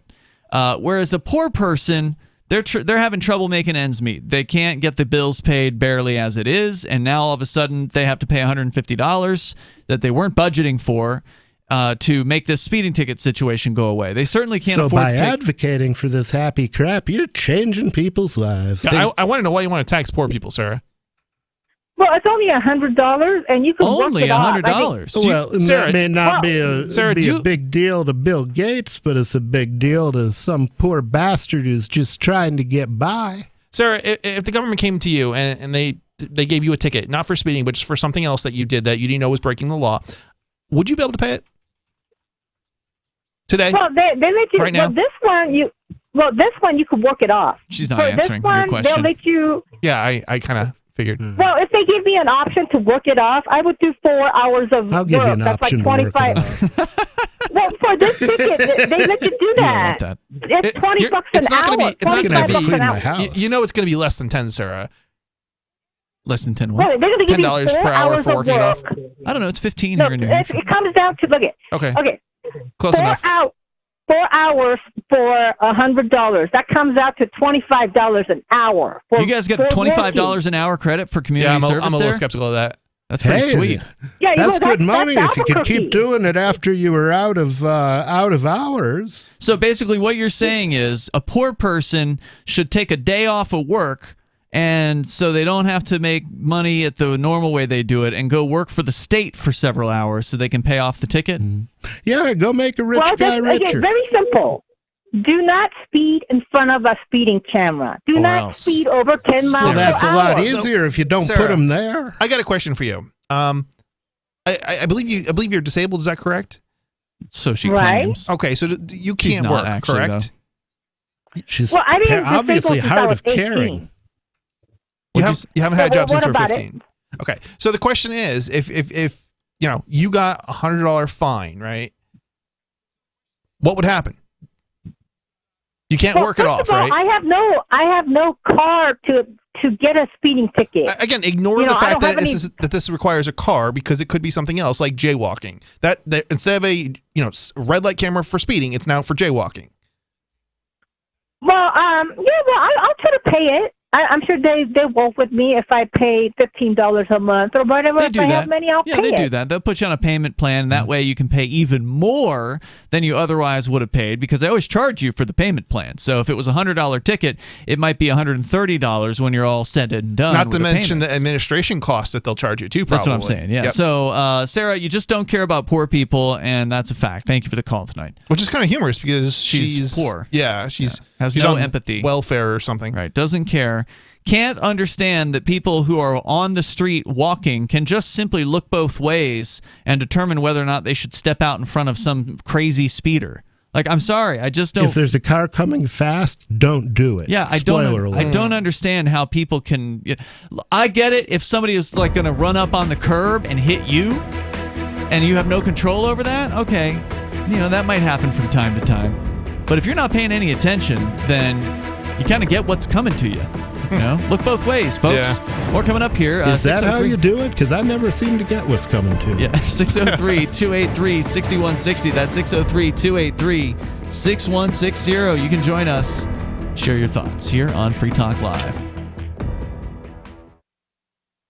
Join liberty-minded voluntarists, anarchists, and libertarians from June 27th through July 3rd for the 6th annual Fork Fest at Rogers Campground in the beautiful White Mountains of New Hampshire. Fork Fest is a fork of the Porcupine Freedom Festival, which sold out for the first time in 2021. Fork Fest takes place the week after Pork Fest, but Fork Fest is decentralized, which means that there's no ticket cost and no one is in charge. All you have to do to join the fun is reserve your camping site, RV site, or motel room with Rogers Campground for June 27th through July 3rd. There's no better place to celebrate Independence Day than around other freedom-loving activists in the Shire. You can find out more at the unofficial website, forkfest.party. You can also connect with other attendees on the Forkfest Telegram and Matrix chat rooms, as well as the Forkfest Forum. You can find links to those at forkfest.party. We hope to see you there. Forkfest.party. From Feature Story News in Washington, I'm Simon Marks. The White House is denying that U.S. intelligence provided targeting information to the Ukrainians so that they could sink Russia's warship, the Moskva, in the waters of the Black Sea last month. The Biden administration is also describing as irresponsible published claims that the U.S. provided Kyiv with information leading to the killing of a dozen Russian army generals. White House Press Secretary Jen Psaki says intelligence is shared with Ukraine, but not with the kind of specificity that the media reports have claimed. We do provide a range of intelligence to help them understand the threat posed by Russian ships in the Black Sea and to help them prepare to defend themselves against potential sea-based assaults. But they take our intelligence and they combine that with what they have access to. And so on this specific report, it's just not an accurate depiction of how this happened. In Ukraine itself, about another 50 civilians have been evacuated from the besieged Avastal steel plant in the Black Sea port of Mariupol. It's part of an effort by the UN and the Red Cross to rescue people who have spent weeks living in tunnels beneath the factory. Father Vitaly Novak of the charity DePaul Ukraine has been delivering humanitarian aid to communities all over the country. In Kiev, it's thank God peaceful now, but what they left on these occupied territories on the north up to Belarus, now we are coming there to these villages with the humanitarian aid. It is very, very hard to see and to see these devastations on the infrastructure of on the buildings, but as well on the people's life. The UK's governing Conservative Party has suffered a blow at local elections that showed voters, particularly in London, souring on Prime Minister Boris Johnson. The party has lost hundreds of council seats to the opposition Labour and Liberal Democrat parties, although Conservatives performed better than expected in some parts of the north.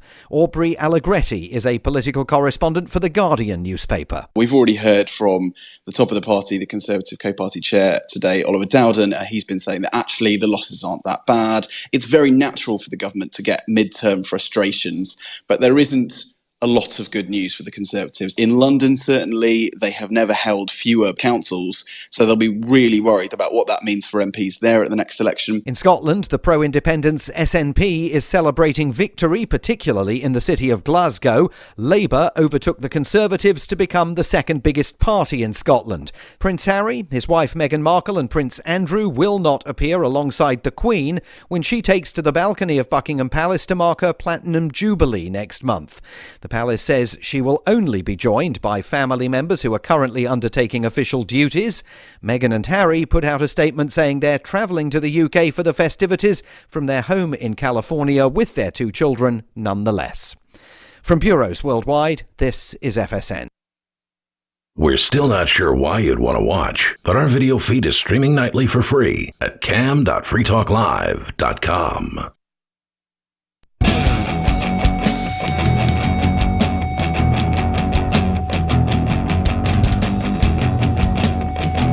It's Free Talk Live. You can join us here. The number is 603-283-6160. Phones are open as always.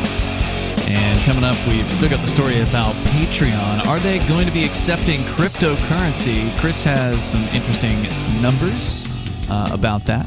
It's Ian, Nobody, and Chris here in the studio tonight. And the number for you, if you want to join us, 603-283-6160. That's 603-283-6160. Of course, you can join us online anytime over at freetalklive.com, where you can get interactive with other Free Talk Live listeners on our chat server. It's a Matrix chat server. That means it's open source, it's self-hosted, it's federated, meaning it's connected with thousands of other Matrix servers all around the planet. But will it do your dishes? Probably not. Yeah, don't think it's quite that advanced. We're not there yet, but you can go to chat.freetalklive.com when you're done with the dishes and enjoy interacting with other people. And plus, our trolls are over there, and they're a lot of fun sometimes. Oh, there's a lot of trolls, that's for sure. So check that out. I've never blocked so many people. Let's go to the phones here. We got Bad Slave on the line in New Hampshire. You're on Free Talk Live. Go ahead. Yeah, well, I've heard somewhere in the past with regards to the red light cameras and speed installations where they're, sure, they're issuing these tickets, but the trouble is that they, the documentation is lacking the personnel and the chain of custody for the documentation. You're talking about how the tickets are issued in an automated system, that it's all done by computer, and that it's a private company, and so therefore there's some questions about due process and all that. Is that what you're saying? Right, and okay. That I was told that you could just ignore their. Well, I don't know who told you that, but you may want to consider, and I can't give legal advice, but if it were me in this circumstance, I would challenge it. I would challenge the ticket. I would demand court as a result of it, and see if they can put the automated robot on the stand. Oh God, if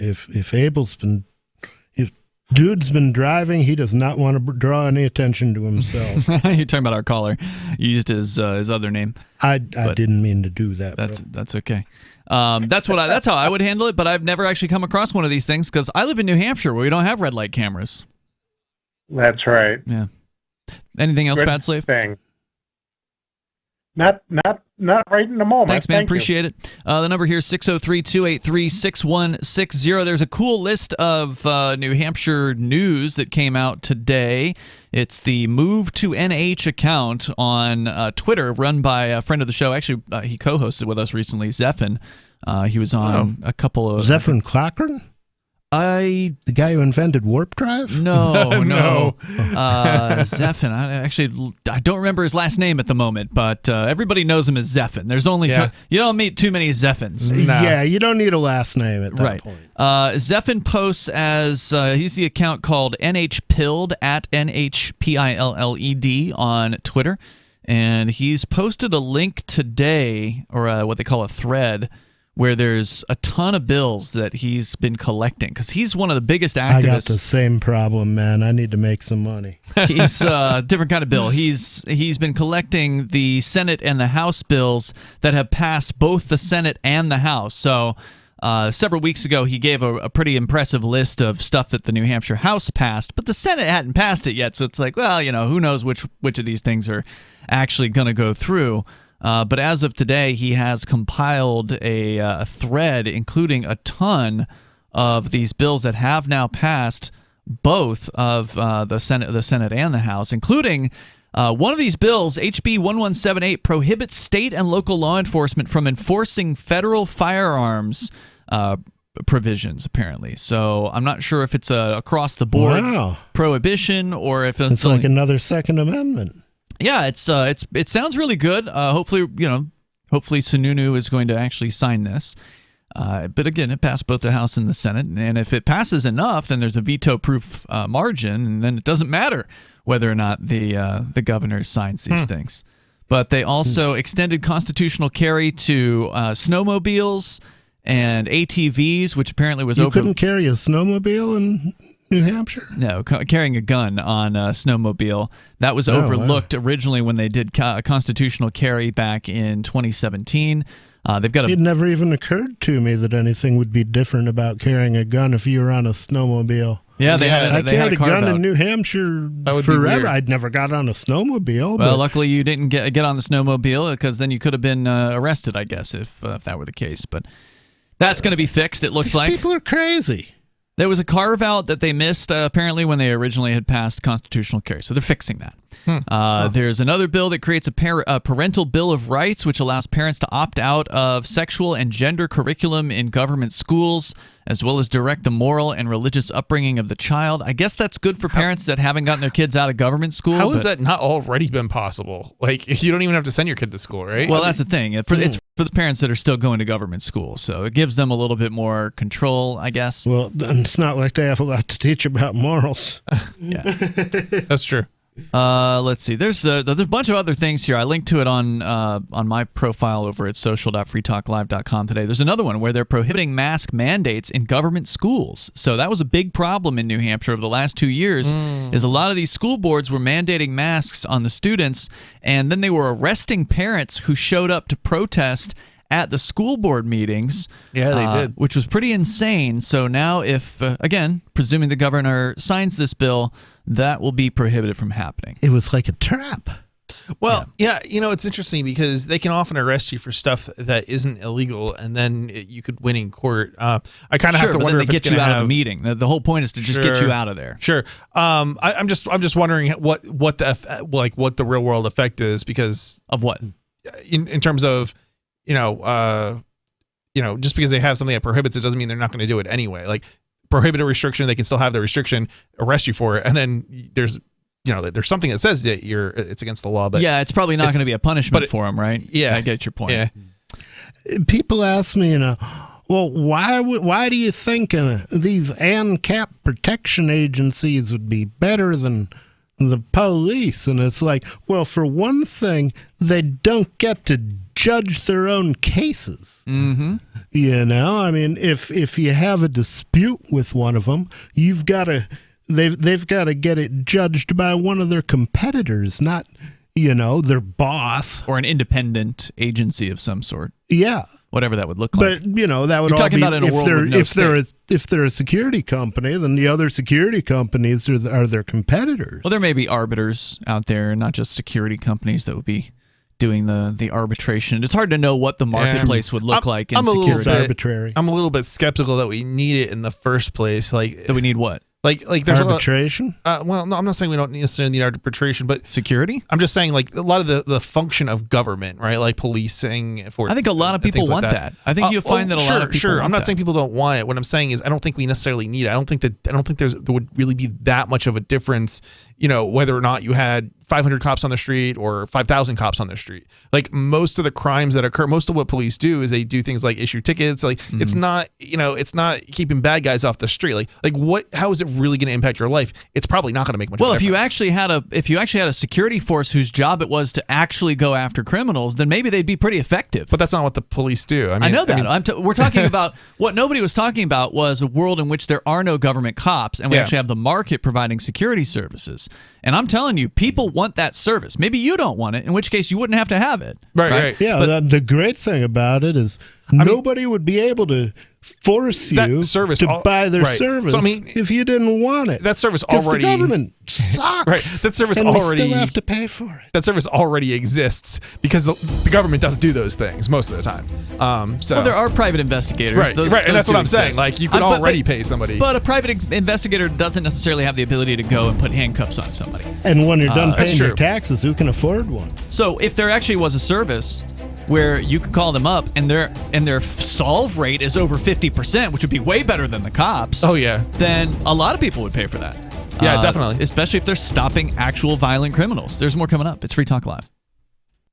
The Shire Free Church offers a sanctuary to those seeking an escape from state churches. The Shire Free Church is an interfaith, diverse group of people that may not share identical theological beliefs. As a member in or minister of the Shire Free Church, you are a sovereign individual and may be the faith of your choice. We don't claim to have all of the answers. We are open to all peaceful people. We want to learn from each other. What unifies the Shire Free Church and its diverse members is peace, love, and liberty. There are many paths to God, one for every individual. The Shire Free Church does not define a specific path beyond those parameters that must be your foundation. Peace as your way, love as your guide, and liberty as your light. Learn more at church.shiresociety.com. That's church.shiresociety.com. The new 4th edition of Healing Our World, The Compassion of Libertarianism will take your understanding of liberty to a deeper level and has over 1,300 updated references, new cartoons, and a foreword by Dr. Ron Paul. With discounts for multiple book purchases, the 4th edition of Healing Our World is a great gift for the liberals, pragmatists, environmentalists, and Christians in your life who think libertarianism is cold-hearted. Get yours today at healing.freetalklive.com and use promo code FTL for a $5 discount. If you want to know the latest about Free Talk Live before we go on the air, all you need to decide is how you want it delivered. It's your choice. Visit news.freetalklive.com to receive our usually weekly news updates by email. Plus, we have a Twitter account at twitter.freetalklive.com, and you can follow us on the decentralized Mastodon platform at toot.freetalklive.com. So please follow us at toot.freetalklive.com and sign up for our emails at news.freetalklive.com. Why did you move to the Shire? I moved here to the Shire because there's other people around who take liberty just as seriously as I do. I moved to the Shire because I saw videos of people challenging authority and thought that I could get support myself. It called to me, like, do this, right now. I wanted to be around people like me who got it, and once I got here, I knew there was nowhere else that I wanted to be. I've always wanted to change the world, so I moved to the Shire to join people who were actually working towards doing the same thing. The people here are awesome, loving, and positive. It was for the adventure and for the feeling of something important is happening here, and I just wanted to come to sort of be part of that. Visit shiresociety.com to read and sign the Shire Society Declaration and learn the reasons why, if you love liberty, you should immigrate to the Shire. Plus, connect with others via the forum at shiresociety.com. That's shiresociety.com. There are lots of ways to listen to Free Talk Live. Our podcast has been around since podcasts began, and now the FTL feed is loaded with content besides our full show archives. Did you know that we make it easy for you to customize your podcast subscriptions? We have different feeds, one that includes only our full shows, one with just the Daily Digest, and our main feed that includes everything. You decide what you listen to. It's quick and easy to customize your feeds at feeds.freetalklive.com. That's feeds.freetalklive.com. Are you tired of your taxes funding endless occupations around the world? Antiwar.com is run by people who understand that wars abroad become wars at home, wars on our freedoms. Antiwar.com is dedicated to bringing you the latest in news, views, interviews, and reviews from the top movers and shakers in the anti-occupation movement. Antiwar.com has it all, from thorough foreign policy analysis to interviews with whistleblowers who used to run the military-industrial complex. Anti-war, pro-free market. That's antiwar.com. You can help spread the ideas of liberty with our Patreon for just $5 per month at amps.freetalklive.com.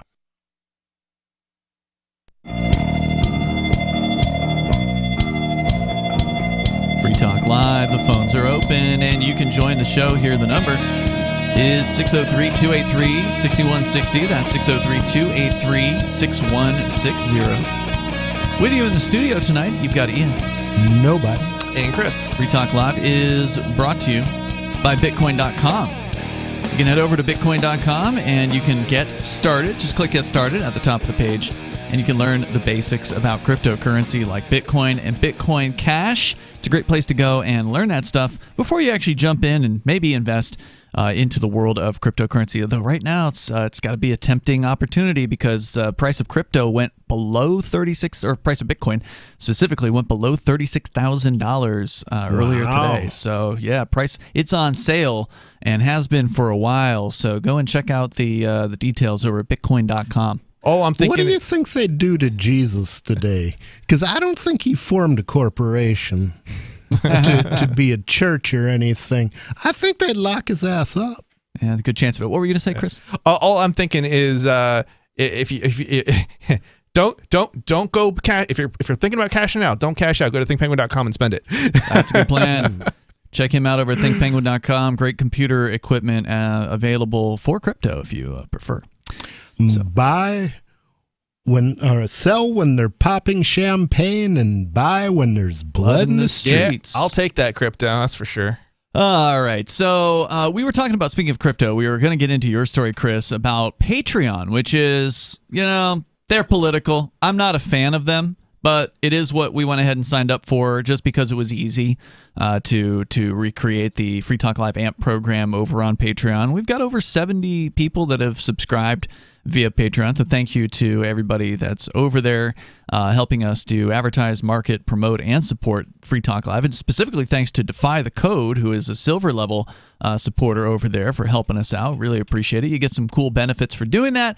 But one of the things you cannot do with Patreon, and even if Patreon did allow it, we couldn't accept it under my bail conditions.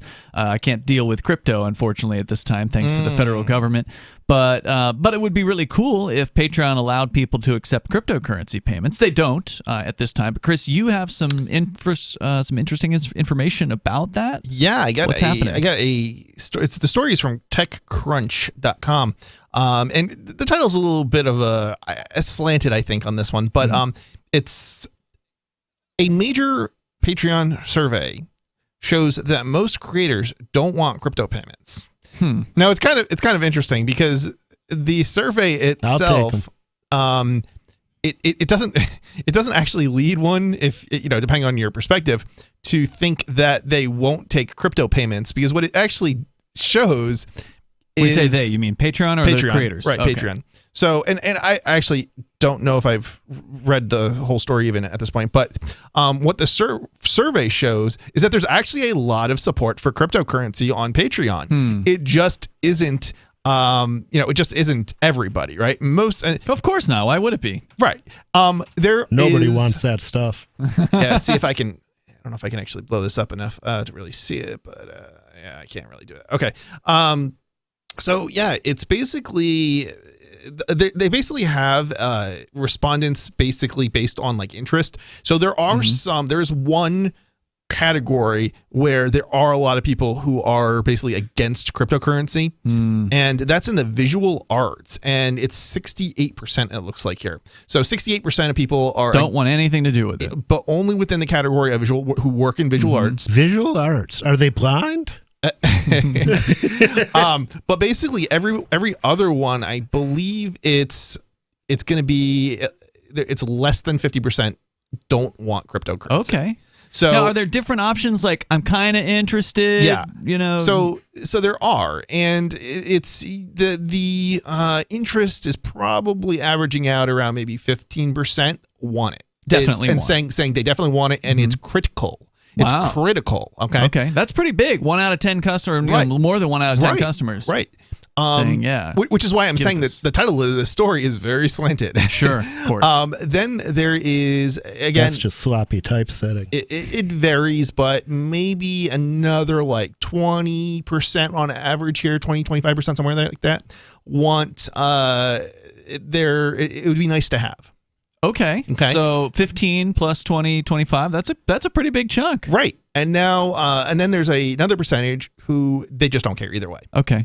So let's say 1 out of 3 would say, yeah, I'd like that. Basically. Right, exactly. That's pretty good. That's pretty good. That's a lot of demand. Now, That is. It's kind of interesting, like, how these stories get slanted. And just to clarify, I'm sorry, before you go on, was this actually Patreon who did the survey, or was it some other company that did this? It was Patreon. Okay. So Patreon surveyed their own customer That means base. enough people bugged them about it, right? Like enough Right. customers said, hey, where's Bitcoin? Where's crypto? We want crypto donation options. And so Patreon did a survey of their own customers. Okay. And it's kind of crazy. Like, most functionality, when you add functionality to like a site, like any site, most of the time it's not going to be your entire customer base that needs it. And if it was your entire customer base that needs it, the functionality already exists. Right. You've already implemented it before you went out and asked, oh, what do you want? When you're asking, well, what new features do you want to your customer base? That's when you're going to find, well, most of those features are probably going to have only a percentage of your customer base wanting them, because there's just most of the time even most features aren't. 100% is a percentage.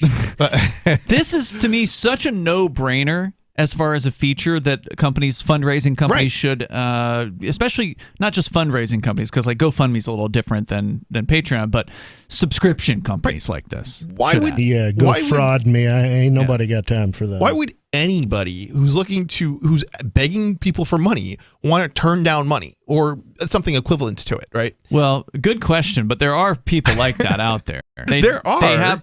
Remember, we talked about, leftists hate success. we talked about Wikipedia now refusing to accept cryptocurrency after already having been taken. Actually, being one of the original Bitcoin accepting places. You're right. Early on, and now no longer. Yeah. Because somebody told them it's bad for the environment, and so some of their uppity editors decided that they wanted to come together to stop Bitcoin. And it's not even true. It's just this falsification of like the numbers that make you that have been used to basically manipulate people into thinking it's like not environmentally It's friendly. nowhere near as bad as the banking system for the environment, if you want to qualify numbers or whatever. And that's without even counting the wars. Right. Right. I mean, you have to take things out of reality in order to like, and what you'll notice, if you Well, ever a lot of people find reality really uncomfortable, so they don't mind taking things out of it. Yeah, that's true. But when you start reading these stories, you'll notice that they never actually put things in context for you. And this is how they're manipulating you, because it sounds like, oh, millions of dollars or the size of, a particular country, small country, and it uses that much power. And it sounds like a lot. But in reality, if you start looking at, how does that compare to the banking industry, like on a per transaction basis? And all of a sudden, if you actually have that context, you'll realize it's actually way cheaper. It's way less environmentally destructive to use Bitcoin, and that's got high fees. That's more expensive than most other cryptocurrencies. So we're taking still cheaper than a wire transfer in most cases. Right. When you're and every war is a banker's war. When you're seeing $150 to do a wire transfer, or if you're looking at other means, like for example, if you're a merchant and you're using the Visa, MasterCard, credit card, every time you do a transaction, you're looking at like again, it varies 3, 4, 5%. And if you also take into effect, like you're going to probably have bought stock as well. Well, that might, and if you're using a credit card, that's another possibly 5%, 3, 4, 5%. And there might be other costs in there as well that aren't taken into account. You got to consider the energy that gets used by all those executives with their yachts. Right. And nobody, you were in the banking industry. You know exactly what I'm talking about. Oh yeah. They waste a lot of money and a lot of energy. I'm looking at it from a merchant's perspective because I have a business, but you actually worked for these guys at one point. So it's absolutely crazy. It's like, you're just going to ignore like all of the costs of yes, maintaining. they are. They're going to completely ignore it. You're just going to completely when ignore you've the got a costs license of maintaining that to infrastructure. print money, you don't have to pay attention. Right. Well, in this case, we're talking about the visual artists or whoever, the 68% that are against using Bitcoin. I mean, these are they heard somewhere that Bitcoin's bad for the environment, and they wrote it off, and they said, "Oh well, that's it."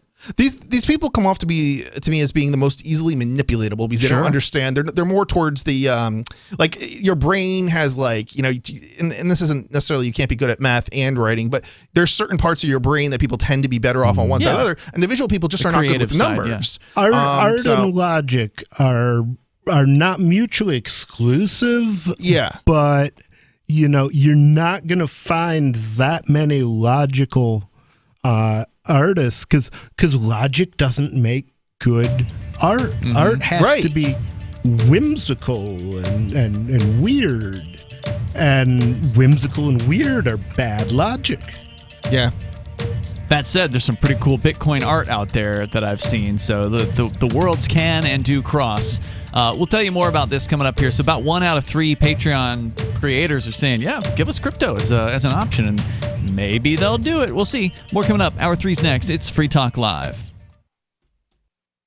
What if you want to hear the latest episode of Free Talk Live, but all you have is your phone, you forgot to download our archive, and you have no data connection? You can call our Listen line at 641-793-0191. That's a long-distance number, so you may incur charges. If not, listen as long as you want. 641-793-0191. The Free Talk Live Listen line, 641-793-0191.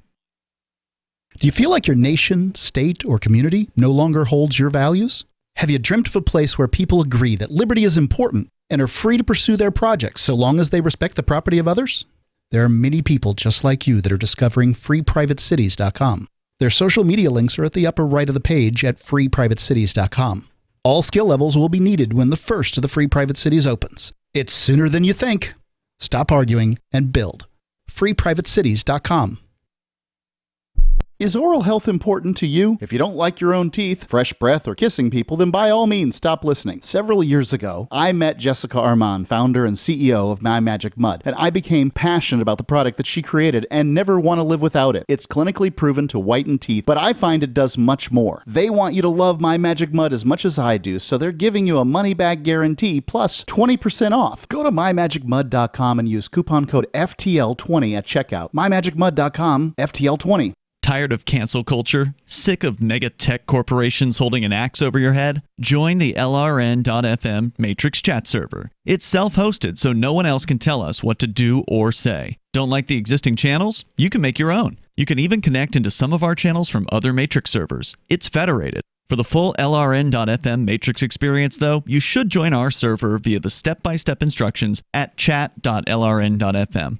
chat.lrn.fm.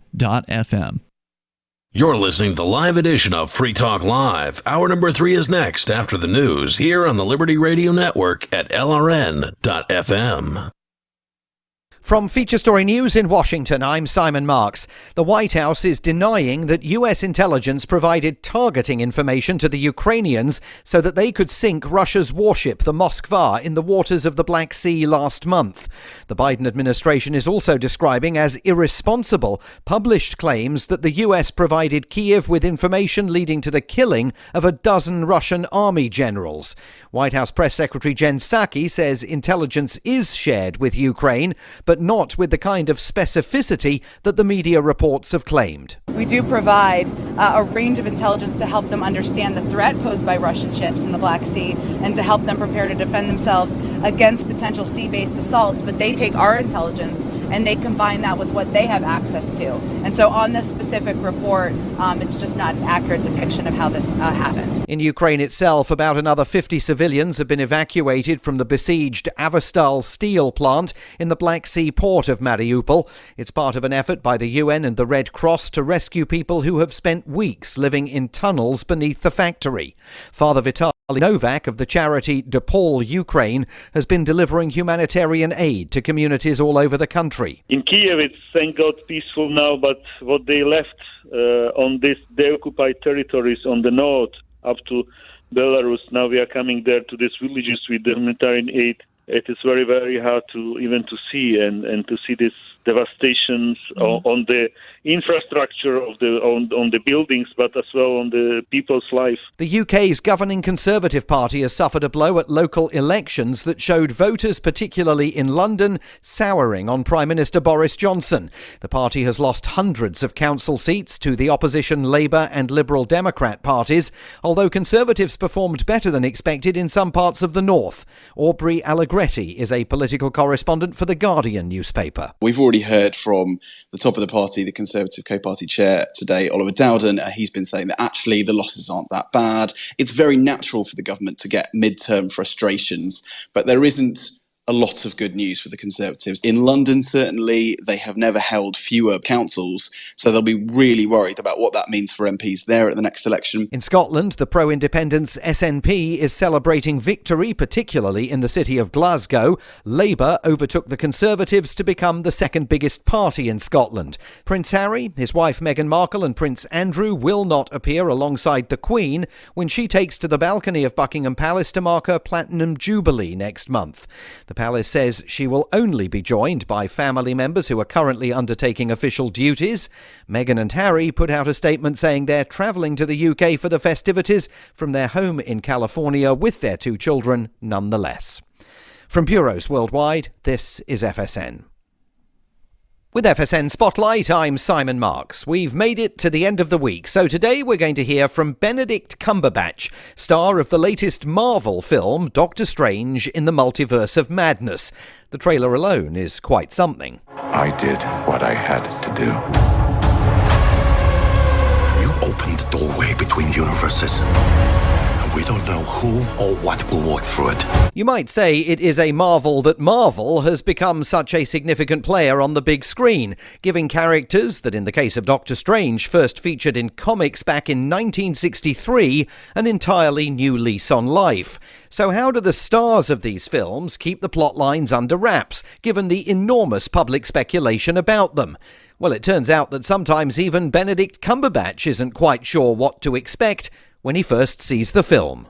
I want the fans to have the same experience that I do when I watch one of these films, which I have done until I started playing Strange, and then I'm sort of a participant. But even so, I'm sitting in my own audience going, oh my goodness, I had no idea that it would be realised like that as far as the visual effects go, or the environment, or whatever it is I'm battling against or working with. And I want to sit there and have that thrill. I don't mind playing that game for those who share that, and I know a lot of people want a bit more. I mean, my goodness, that's quite an eventful trailer. So I think people have had a lot of fun playing around with theories. They certainly have. A social media frenzy, boosted of course by the studios themselves, is now critical in determining a film's financial success.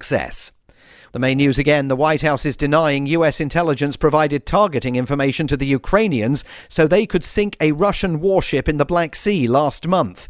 In Ukraine, about another 50 civilians have been evacuated from the besieged steel plant in the Black Sea port of Mariupol. And the UK's governing Conservative Party has suffered a blow at local elections. They showed voters, especially in London, souring on Prime Minister Boris Johnson. And that is the latest feature story news. Simon Marks reporting. A report released Tuesday by physicists at Stanford University revealed that the entire known universe, from the whole of human civilization to the totality of matter and energy, is actually the fictional setting of a cop show called Hard Case. According to authors of the report, existence as we know it was created solely to provide the framework for the primetime drama that airs weekly in a parallel universe, and that every historical event prior to the show's September 2008 pilot, including the Renaissance, World War II, evolution, the September 11th attacks, and the presidential administrations of Washington through Clinton, never actually happened and are merely part of the elaborate backstory crafted by Hard Case creator and showrunner Dominic Egan. We used to believe that our universe operated under immutable laws of thermodynamics and gravitational relativity, but now we know everything just comes from the minds of Hard Case's 12 staff writers. Overall, it seems like a very well-written show. Physicists have theorized that the universe as we know it will cease to exist whenever Hard Case airs its final episode. This is the Onion News Network.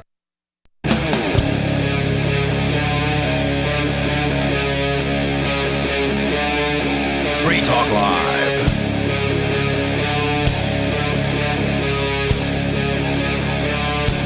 Free Talk Live. The phones are open. You can join us here. Kicking off the third hour of the show. Number 603-283-6160. That's 603-283-6160. We were just talking about Patreon, which is one of the bigger, not fundraising platform, but subscription platforms that's out there. And by the way, in the studio with you tonight, you've got Ian. Nobody. And Chris. And nobody, you were rightfully criticizing GoFundMe, a.k.a. GoFraudMe, as you pointed out earlier. But really, those bums. Patreon isn't that much better than GoFundMe. They have taken accounts down for political reasons in the past. And, we don't expect to last forever there. But we are there for now. There is a self-hosted platform. Now, you still have to obviously connect to a credit card account. Yeah. It's called LibrePay, and there might be something better out there too. But basically, it allows you to have subscribers. Yeah. And you then basically you're kind of yourself. You're doing your own billing. Yeah, you're doing your own, basically charging those cards. We had that for we didn't have LibrePay per se, but we had our own system that we spent way too much money building 15 years ago. This is a free software system that doesn't rely on some custom code, so it's nice. Way slick, easier to maintain. And that may be something worth looking at again in the future. But again, the problem is always when it comes to credit cards. The problem is always you got to go through some bank somewhere, and there's just no way around that. I mean, the benefit though of using. Have you considered Square? Because they're pretty good. None of them are good. The main potential benefit of having your own solution, and I don't know if LibrePay does or doesn't support multiple companies for credit cards, but one of the main benefits would in theory be you could pick if one credit card or one merchant service provider shut you down, you could just switch to a different provider. Different one with the same software, right? And your subscriptions are stay up working. Sure. Whereas if you are on Patreon and they shut you down, now you got to ask all your patrons, I guess, to rejoin, to resubscribe, and they may not say their email, and whatever, right? Yeah. So that's one of the benefits of self-hosting or doing stuff yourself. Using, no doubt. Free software tools, no doubt. And like I said, we self-hosted for many years, and just everything blew up all at once. Essentially, the website stopped working. Essentially, and the service provider stopped providing service. So everything died all at the same time, and I was just of the mindset of, all right, well, I'm not going to pay thousands of more dollars just to try to fix this system. And this is something that you probably don't want to try and figure out, when the pressure's on. Everything is stopped working on you. You want to do it hopefully before that happens, so that you don't end up in those types of situations. But this is one of these things where the Boy Scouts say. Be prepared. I run a business, right? I understand it. I'm a busy person. I get it. It's one of these things where it's hard to do everything yourself. It's so easy to just go and sign up for something, and unfortunately, it doesn't always work out, optimally in that. Yeah, well, that's the problem. Is people take the easy way out of things, and then they end up getting data mined and controlled and manipulated for political reasons, and that's where we found ourselves with these big tech platforms today. And it's interesting too, because Free Talk Live is actually pretty good. There's all sorts of decentralization and self-hosting and federation that Free Talk Live has migrated to over the years. Yeah, we have. Yeah, even before it was cool, we did some of that. It didn't take an FBI to raid for that to happen. Right. So I think their Free Talk Live has done an amazing job. Yeah, well, hopefully we've encouraged some other folks to look at some of these other options as well. But that said, it is good to hear that even centralized platforms are considering adding cryptocurrency. I mean, they should be applauded when they get something right. And it sounds like they might get this right. You're saying about 1 out of 3 patrons or Patreon subscriber or patron creators, I guess they call them. 1 out of 3 of them are open to the idea or willing to accept cryptocurrency. Yeah, that's pretty good. It's interesting. I don't actually know if they're actually considering it, but I think 1 based out of on the 3 numbers, of your customers says they want something, then they're going to seriously consider it. You would think. Unless, of course, it causes an uproar amongst another set. Right, and this is politics for you, though. Yeah. If there's more people who are against it than for it, it may not be worth the cost. Well, yeah, and that's the real problem here is... And we encountered this in Keene, New Hampshire, where we live, and we've brought a bunch of local business owners on to accept cryptocurrency. There was a local place that was one of the earliest to accept Bitcoin. years ago, they were taking Bitcoin for, it was like a little... Like the bookstore, wasn't it? No. It's now located in a bookstore, but it's it was a vegan... I couldn't think of the name, though. Vegetarian or vegan, food truck. Kind of a weird thing, but Keene's kind of a hippie town or whatever, like a lefty town, so you would expect to find something like that. And what are we doing here? And they were open enough... we're kind of hippies. Nobody, I don't know if you've noticed that. But yeah, but not the lefty kind. No, like the cool kind, the libertarian kind. Yeah, definitely hippies. Definitely libertarian hippie. It's the first time I've heard that word, but definitely libertarian hippie. It describes you well. You never heard Ayn Rand say that? And watch out for those libertarian hippies. I'm not super up on the Ayn Rand, but I am aware of her. So this she wasn't super up on us either. Nah. So this food truck was taking Bitcoin early on, before even I think Bitcoin Cash even existed. So this would have been 2015, 2016. And then what happened was they did well enough in their business that they were going to move into an actual physical location in downtown Keene. Of course, I'm like, all right, great. We'll have a place where we can have another crypto meetup or whatever. I was very excited about it and talking to the business owners. Years. Yep, talking to the business owners about accepting Bitcoin. Moving to the new location with Bitcoin, and they told me they were not going to accept Bitcoin, or somehow the word had gotten to me that they weren't going to accept Bitcoin. They were accepting it there in that new location. At the food truck. No, even at the when it was in the bookstore, but they stopped. They stopped. You're right. They did a very shortly beginning. thereafter. That's true. Yeah. They stopped right afterwards, after one of the Stop Free Keeners started working for them as a chef in the kitchen, and they claimed that they had customers complain about the fact that they accepted Bitcoin. Now, this is long before, this is just to clarify, this is long before this whole Bitcoin's going to kill the environment thing came out. That wasn't even a thing at all. The funny thing about this is still at a time in which you had to explain to people what Bitcoin was. That's the funny part of this. Yeah. So it's like most people wouldn't have even known what it was unless you explained it to them. But there were enough people... Especially the Stop Free Keener types, because they were not the sharpest knives in the drawer. No, but they know they hated us. Those people hate... And we were the ones using it. The activists, and they know that we were the ones promoting Bitcoin, and so they came to these business owners and they said, we're going to protest your business, we're going to boycott it if you continue to accept Bitcoin. And despite the fact that they'd made God knows how much money on... If I was running a business and they promised to boycott me, I would be so happy. Yeah, well, I get that you would have, but these people were afraid, and the pressure worked, and it broke them, and they stopped taking Bitcoin. This is a situation where if I had a customer telling me what to do with my business, I'd be like, goodbye. Take a walk. Take a walk. But you've got an international business, and don't let the door hit you where the good Lord split you. I don't have that. Even if there was a massive publicity against Think Penguin, it wouldn't affect me the way it would probably maybe a local shop. Yeah. Just because most people who come to Think Penguin, either they're good customers and it's not going to bother them, or they're new customers that haven't heard about the negative publicity anyway. Right. It's not like we're not like a McDonald's. We're not like a local business where everybody already knows. It's just not going to happen. But I still think the local business still probably it would have been all right. It would have been fine. It would have such an insignificant. But people get so afraid impact on a local level. They don't want to be the center of controversy. Business owners didn't get into business to be a leader in payment acceptance. And this is absolutely true. Yeah. And they just want to make their customers most of them do want to get paid. Sure, but they want to make their customers happy. And if they perceive that even a few regular customers are going to be mad about something, they're going to shy away from it. And that's ultimately what happened here. It was an early example of what we're seeing now with Wikipedia and Mozilla Firefox, for instance. These companies that are now changing their minds. They were taking Bitcoin, and now they're making a public to-do about the fact that they're no longer going to accept Bitcoin because XYZ. Somebody's mad about it. I find this to be so political. I find it to be so hypocritical too.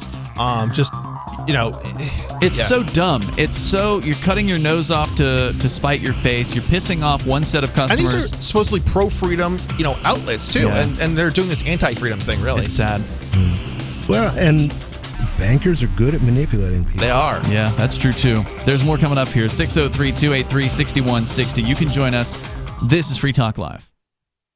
There are basically two types of advertising, direct response and branding. Radio's great for direct response with its low cost to listener ratio, but audio can't be beat for branding, which is a longer term endeavor. You want to be the first thing that someone thinks of when they think about your product or service. If you have a local business that you want kept top of mind in your community, call the station. If you need national reach, Free Talk Live's got around 200 radio stations, millions of monthly listening sessions, can suit all budgets, and if we don't think we're right for you, we'll tell you. Email me, mark@freetalklive.com. When a lunar observatory detects a radio broadcast originating from Proxima Centauri, the nations of Earth discover their first contact with an alien race may also be their last. With the Proximans facing an extinction-level disaster, Earth must choose between sending a ship on a multi-year journey or allowing nature to take its course. Saving Proxima, a hard science fiction thriller by Travis S. Taylor and Les Johnson from BaneBooks.com. Looking for a great real estate investment? Consider New Hampshire, which is ground zero for the Liberty Movement. Your first call should be to Mark Worden from Porcupine Real Estate. He's more than just a real estate agent. He's your New Hampshire concierge. Where are the best places to live? Do you want farm, city, the burbs, or forest? Do you want a duplex or multifamily building so that renters pay your mortgage? There are homes in all price ranges in New Hampshire, and Mark can help with financing too. Invest in Liberty and property. Mark Worden can help. PorcupineRealEstate.com. Are you tired of governments murdering people around the world? Stop using their money. There is an alternative. Bitcoin is a stateless, free market, non-political currency. Bitcoin cannot be inflated or controlled by any government. By using their money, you are helping the state. Stop doing it! You have an incredible alternative available now. Learn it, use it, spread it. Get started with Bitcoin at bitcoin.com. That's bitcoin.com. So the protection of life, liberty, and property is what the Free State Project is all about. But it's an effort to move 20,000 people who understand. It's about demonstrating to the entire country that, yeah, we can have a free market, a truly free market. Making it just a freer, great place to live. It's the world's largest voluntarist libertarian community, and it's only getting bigger. That's amazing, to be able to move to a place where other people passionately believe in being free and independent. What the Free State Project is managing to do, though, is to put their money where their mouth is. It's physically getting up across the country and saying, let's go someplace and let's demonstrate the power of these ideas. There's a lot of kind of philosophy that surrounds liberty. There's a lot of thinking about it and talking about it. But here in New Hampshire, people are doing it. 101 Reasons Liberty Lives in New Hampshire, a documentary by Free State Project early movers. Watch it free at 101reasonsfilm.com. 101reasonsfilm.com. If you want to know the latest about Free Talk Live before we go on the air, all you need to decide is how you want it delivered. It's your choice. Visit news.freetalklive.com to receive our usually weekly news updates by email. Plus, we have a Twitter account at twitter.freetalklive.com, and you can follow us on the decentralized Mastodon platform at toot.freetalklive.com. So please follow us at toot.freetalklive.com and sign up for our emails at news.freetalklive.com. So you've signed the Shire Society Declaration and are planning your move to New Hampshire to be around more liberty-oriented people. Next, sign up for the Shire Society Forum at forum.shiresociety.com. There are a bunch of people there who are already in the Shire, and they want to meet you. If you're already in the Shire physically, you should also come by the forums. Remember, not everyone uses Facebook. New people are signing up for the Shire Society Forum every month, so drop in and say hello at forum.shiresociety.com. Yep, we still do email. Drop your email address in the entry box at freetalklive.com, and you'll be kept in the loop with Free Talk Live.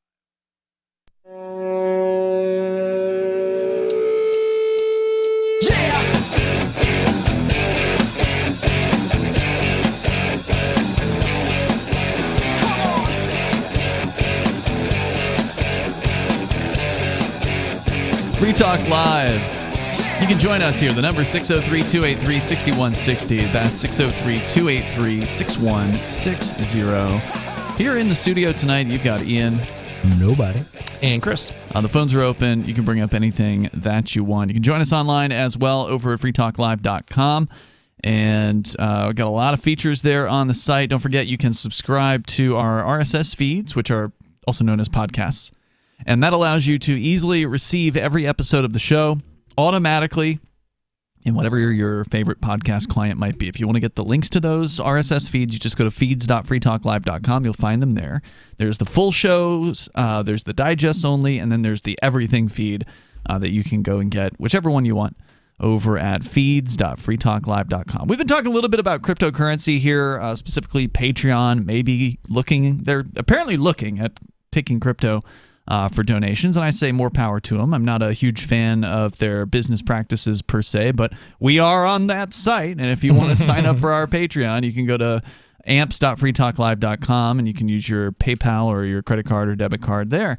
But if they go to Bitcoin, then good for them. I hope that they don't see a whole bunch of backlash because what we were just talking about is how political Bitcoin has become, that it's just a damn payment method, but some people really hate it. In a way that credit cards don't get hate, but they deserve it. They don't get it. There's very but powerful. Credit cards don't mean freedom. It's very powerful people, and they are manipulating. I think probably a lot of people on the left and on the right, and they're successful. They've been successful at it. The left is getting the publicity, the whole it's bad for the environment, but we hear from the people that believe that that Bitcoin was created by the CIA, and that gets like the right wing conspiracy theorists on, and they hate that. Yeah, I mean they loved the CIA. They've got each Right. side is a conspiracy theory, right? Like the conspiracy theory of environmental destruction, and the conspiracy theory of it was the government who created Bitcoin. It's all BS. Here's the thing to remember, people. Government does fund a lot of this kind of stuff, right? The thing is that not everything that gets funded by government is necessarily being developed by people who are working for the government. Often they don't even know that they're being funded by the government. So it may not necessarily Okay, be... you're not convincing me. I know. I don't think this is the direction you want to go. What I'm trying to say is, yes, government does a lot of bad stuff, but sometimes they need the same things that you need. And for example, like Tor, and the CIA needs, a way to launder their own money. So, for their own, black projects and things like that. So, well, that's one of the main reasons they can't get rid of the dollar. Yeah, anyway, you mean they the need physical dollar? Yeah, they need cash so they can, because they need to do the payoffs and the rip-offs and the things nobody saw. Right, you need to be able to put a briefcase of cash on somebody's desk. Right? Yeah. And the thing is, they're not going to go after themselves, is what it comes down to. So they need sort of Bitcoin and cryptocurrencies to exist, but at the same time, they want to control it. Selectively go after people who they don't like. They're political enemies.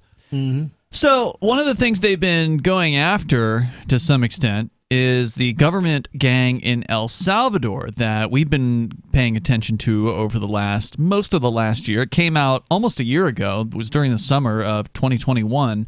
Doesn't El Salvador mean the savior? Could be. That sounds right, but I'm not sure.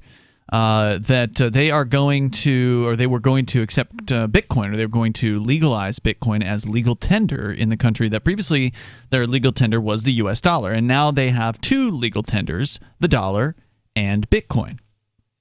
And that started back in September. So it's now been more than 6 months, most of a year almost, that they've been doing this. The experiment continues there. And we've had our critiques here on Free Talk Live, the main critique being that the El Salvador... damn authoritarians. Yes, and so the El Salvadoran government gang has been essentially, technically, they've mandated the acceptance of Bitcoin, and of course, as libertarians, we think that's the wrong way to go about it. If you're going to be a government and you're going to give some sort of status to Bitcoin, just go ahead and give it legal tender status without mandates. It's like passing a law that everybody has to smoke weed. It takes all the fun out of it. Exactly. And so not only did they take the fun out of it in that way, but they've also bombed big time by trying to create their own government wallet. And of course, we all know what government websites are like. We know how just god-awful. If governments made good stuff, we wouldn't have made Bitcoin in the first place. Right. So what happens when you put a government in charge of a Bitcoin wallet? You get a disaster. Now, to their credit, they didn't program it. They had a private company do the programming, but it's still a government project. That's what they said about the Obamacare web site. It didn't help. Right. It's still a government project. It still doesn't have the same incentives that a private company would have to make customers happy and that sort of thing. And so there's a follow-up here from restofworld.org that they've written about the Chivo wallet, which is the name of the government official Bitcoin wallet there in El Salvador. They're looking at, okay, well, here we are, most of a year into this experiment. How's it going? Well, according to the story, the launch of their national Bitcoin wallet, referred to as Chivo, which is slang for cool in El Salvador, has been a flop, with the majority of users already having ditched the wallet, according to a paper that was published last month by economists. Well, the people have good judgment down there. Indeed. At the National Bureau of Economic Research, the study is among the first in-depth non-governmental efforts to quantify the success of the country's national cryptocurrency push. The study by the nonprofit based in Cambridge, Massachusetts, surveyed 1,800 households in cities and rural areas where Chivo may have had minor unexpected success is actually in banking the unbanked. For those that aren't aware, the people of El Salvador are highly unbanked. I think it's something like 70% of the population, the supermajority of them, they've never had a bank account. They don't care about having a bank account. They're fine being cash only, right? So this has actually helped those people get what is the equivalent of a bank account without actually having a bank account, because the Chivo wallet has two sides. The Chivo wallet has the Bitcoin side, and then it has the US dollar side. So what's turning out is that the people who are still using the wallet, those who haven't uninstalled it and completely forgotten about it, of those who are still using the wallet, a bulk of those are using it simply to hold and transfer the US dollar. Yikes. Well, if you want to get off that tit, Cash App will do the same thing for you. That's a good point. I presume it's available in El Salvador, but maybe it's not, in which case this might be an option. But let's see. Some respondents told researchers they do use the app as a debit card for dollars, with 20% of Chivo users saying they now spend less cash as a result. Of course, that's bad because it actually gives the government more control over your money. They literally have control over your money. It's a centralized system. I have to wonder. I think there's two sides to look at this. One, if it increased adoption of cryptocurrency even a little bit, that still may be useful, and it probably did. Right, and that's one of the things. Most of the time, when new technologies come out, people don't all just jump on board. They might try. A lot of people might try it out, right, but they're not all going to jump on board. They might try it out. Some percentage will take up on it. That's what you call early adopters, and then over time, more people will jump back on board once it's had time to develop. Yeah, and I'll see if I can find, because this article doesn't focus on it. This article just focuses on the failure aspect of it, but it'll be interesting to see how many people are sticking with it. I'll see if I can dig. And they might have switched to other crypto wallets too. So they'd actually touch on that coming up here. The number is 603-283-6160, like an actual wallet that works. Right. We're coming up. Carl Watner, longtime proponent of a voluntary society, died last December. You may have seen his articles published on his website, voluntarist.com, in his newsletter, The Voluntarist, the Mises Institute, or elsewhere over the last 40 years. His newest book, I Must Speak Out, Volume 2, The Best of the Voluntarist, is now available via Liberty Under Attack Publications. This 430-page second volume spans the years of 2000 through 2020 and includes articles by Carl Watner, Hans Hermann Hoppe, Carl Hess, Benjamin Tucker, George H. Smith, Lysander Spooner, Pete Eyre, Joyce Brand, and many others. I Must Speak Out is for the newly initiated, the veteran voluntarist, or anywhere in between. Buy the book now at libertyunderattack.com/voluntarist. For more great content on building a voluntary society and for Carl's extensive archives, check out voluntarist.com. From Feature Story News in Washington, I'm Simon Marks. The White House is denying that U.S. intelligence provided targeting information to the Ukrainians so that they could sink Russia's warship, the Moskva, in the waters of the Black Sea last month. The Biden administration is also describing as irresponsible published claims that the U.S. provided Kyiv with information leading to the killing of a dozen Russian army generals. White House Press Secretary Jen Psaki says intelligence is shared with Ukraine, but not with the kind of specificity that the media reports have claimed. We do provide a range of intelligence to help them understand the threat posed by Russian ships in the Black Sea and to help them prepare to defend themselves against potential sea-based assaults. But they take our intelligence and they combine that with what they have access to. And so on this specific report, it's just not an accurate depiction of how this happened. In Ukraine itself, about another 50 civilians have been evacuated from the besieged Azovstal steel plant in the Black Sea port of Mariupol. It's part of an effort by the UN and the Red Cross to rescue people who have spent weeks living in tunnels beneath the factory.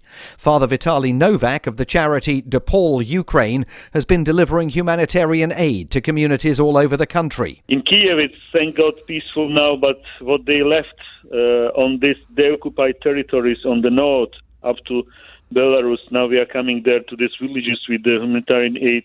It is very, very hard to see and to see these devastations on the infrastructure of on the buildings, but as well on the people's life. The UK's governing Conservative Party has suffered a blow at local elections that showed voters, particularly in London, souring on Prime Minister Boris Johnson. The party has lost hundreds of council seats to the opposition Labour and Liberal Democrat parties, although Conservatives performed better than expected in some parts of the north. Aubrey Allegretti is a political correspondent for The Guardian newspaper. We've already heard from the top of the party, the Conservative co-party chair today, Oliver Dowden. He's been saying that actually the losses aren't that bad. It's very natural for the government to get midterm frustrations, but there isn't a lot of good news for the Conservatives. In London, certainly, they have never held fewer councils, so they'll be really worried about what that means for MPs there at the next election. In Scotland, the pro-independence SNP is celebrating victory, particularly in the city of Glasgow. Labour overtook the Conservatives to become the second biggest party in Scotland. Prince Harry, his wife Meghan Markle and Prince Andrew will not appear alongside the Queen when she takes to the balcony of Buckingham Palace to mark her Platinum Jubilee next month. The palace says she will only be joined by family members who are currently undertaking official duties. Meghan and Harry put out a statement saying they're travelling to the UK for the festivities from their home in California with their two children nonetheless. From bureaus worldwide, this is FSN. Got Telegram? You can follow our channel there and discuss show prep with other listeners at telegram.freetalklive.com.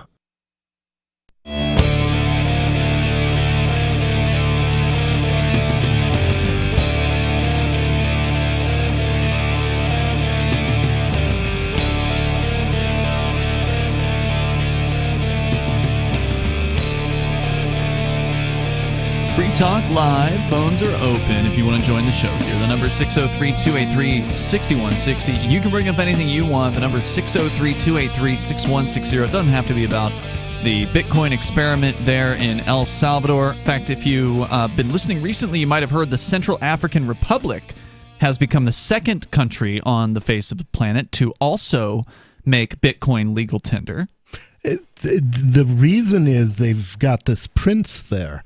And he's been trying to get his money out of the country for years, and nobody will help him. Oh, yeah. They did it. Even though like only 11% of the country has access to the internet, so it's one of the least interneted countries on the planet, they did change this, and now the IMF is mad at them for it. So, you know what's interesting about the Central African Republic? Yeah. What's interesting about that case is that I think they're actually it's connected to Russia's acceptance of cryptocurrencies. What do you mean? With oil and the ruble, demanding to be paid for oil in rubles. You're saying so? There's a connection between the Central African Republic and Russia, and I hadn't heard that. Yeah, they're really friendly. The two countries are very friendly, and as I understand it, it appears at a I'm speculating here a little bit, but it appears at a glance that basically it's obviously it's not going to have that much of an effect on the people in the country, but it will have an effect on let's say the political class, the ones that have money in the internet. There's a lot of corruption, and Russia. There's a good reason why they're probably doing business with Russia because corruption kind of different countries that are corrupt. They're all corrupt, but that's interesting. I hadn't heard that aspect to it. I mean, the Ukraine managed to pay off Biden enough that he's willing to risk a nuclear war for him. Yeah, that's true. It wouldn't surprise me if that were the case, though they are pissing off the powers that be, which, of course, you would do anyway if you teamed up with Russia. It plays right into Russia's hands because they're trying to get away from the dollar. And they're mandating that people who are unfriendly countries cannot pay with the dollar anymore, and that's coming soon. So we've been keeping an eye on that, and if that's an aspect to this, that's an interesting detail because the IMF just came out. I think it was news.bitcoin.com has a report about the Central African Republic being chastised by the International Monetary Fund, which is the IMF. Yep. IMF got mad at El Salvador after they announced they were going to be legalizing Bitcoin. And so while I'm not a fan of the way El Salvador did that, it is still interesting to watch what is happening as a result with the fallout on sort of the international monetary scene. Now that's happening. Think of this as like governments taking sides without making it too public. Well, I mean, it's public, but it's not getting a lot of coverage, right? Right, so it's out there, it's sort of like saying we're going to side with Russia, not the United States, without actually saying they're siding with Russia. I see what you're saying. Yeah. So we'll keep an eye on that situation as it develops, but that just started in Central African Republic, and again, only like 10 or 11% of the population even has internet access, whereas in El Salvador, the bulk of the population does. According to the study here that I was actually just pulled up the actual 50-page study that was done, again, by an agency in Cambridge, Massachusetts, the National Bureau of Economic Research, surveying 1,800 people households down in El Salvador about their usage of Bitcoin, specifically via the Chivo app, which is the government-provided app down there in the last several months. And according to their numbers, it's about 67% of the population in El Salvador has access to a mobile phone, at the very least, with internet access. So a fairly large portion of the population does have internet, so they could easily use Bitcoin if they wanted to. There have been millions of downloads of the Chivo wallet, but a lot of those downloads have been uninstalled since the time that they were downloaded. And according to the research, many of these folks basically downloaded the wallet, got their free $30 worth of Bitcoin, changed the Bitcoin into dollars at the Bitcoin ATMs that they have there in the country, and then uninstalled the wallet and walked away. So what's interesting about this case is we've seen something similar happen with like MIT, with studies that have been done there, and giving away effectively cryptocurrency, Bitcoin, to their students. And it wasn't like, I don't think it was like the university doing that, but it was I remember that was years ago. Yeah, right? It was a long time ago. But I remember going into the MIT bookstore at one point. Oh, you physically went there? Oh yeah, multiple times over years. And one day I found out they weren't taking it anymore. Oh no! And it was disappointing. That is disappointing. But it's the Institute of Technology, right? You would think, right? But I think some of this, it comes down to one, you got to have more than just the MIT bookstore accepting it, for one. But two, if people don't actually have a how do I say this, a reoccurring stream of crypto coming in, Bitcoin or whatever, people are going to stop spending it, right? So, or they're going to stop accepting it, right? So, it's sort of a chicken and egg. I think it's sort of maybe I don't know if that's the right analogy, but chicken and egg. I get what you're saying. Yeah, so it's the more people accept it, obviously, though, it's just like a trinket. If you get it one time and then you can do something with it one time and then forget about it. Right. Yeah. There are, and here's the thing, for people who are early adopters, which is, I think everybody who's using crypto at this point was what I would refer to as an early adopter. It's even though we're 13 years in, it's still early. Dude, it took more than 50 years, I think, or 40 or 50 years for credit cards to catch on. To really catch on, right? So 13 years is nothing in the scheme of technology. In some instances. So especially when it comes to something like this. But one thing that cryptocurrency has that nothing else in the world has, pretty much, is widespread adoption around the world. Correct. U.S. dollars. U.S. dollars are more widely accepted around the world than any other currency. But the point that I'm trying to make here is, they'll kill you if there's you don't. what's number two? What's number two probably in terms of acceptance? Where Bitcoin. else? Right. Exactly. And that's the thing. It's more widely. It's very spread out, but it's more widely accepted. Yeah, you can go to almost any country on the planet, and you're going to find some people, some businesses who are willing to accept Bitcoin. And this is one of the reasons why, and this is what's interesting about my business, is because we have our customer base, about half is in the United States, half is outside the United States. We have a lot of people from around the world, spending cryptocurrencies with us, and it's because our user base is spread out, and it's easier to do a cryptocurrency transaction. And then you don't have to do international exchanges of currencies and pay off the banks for that.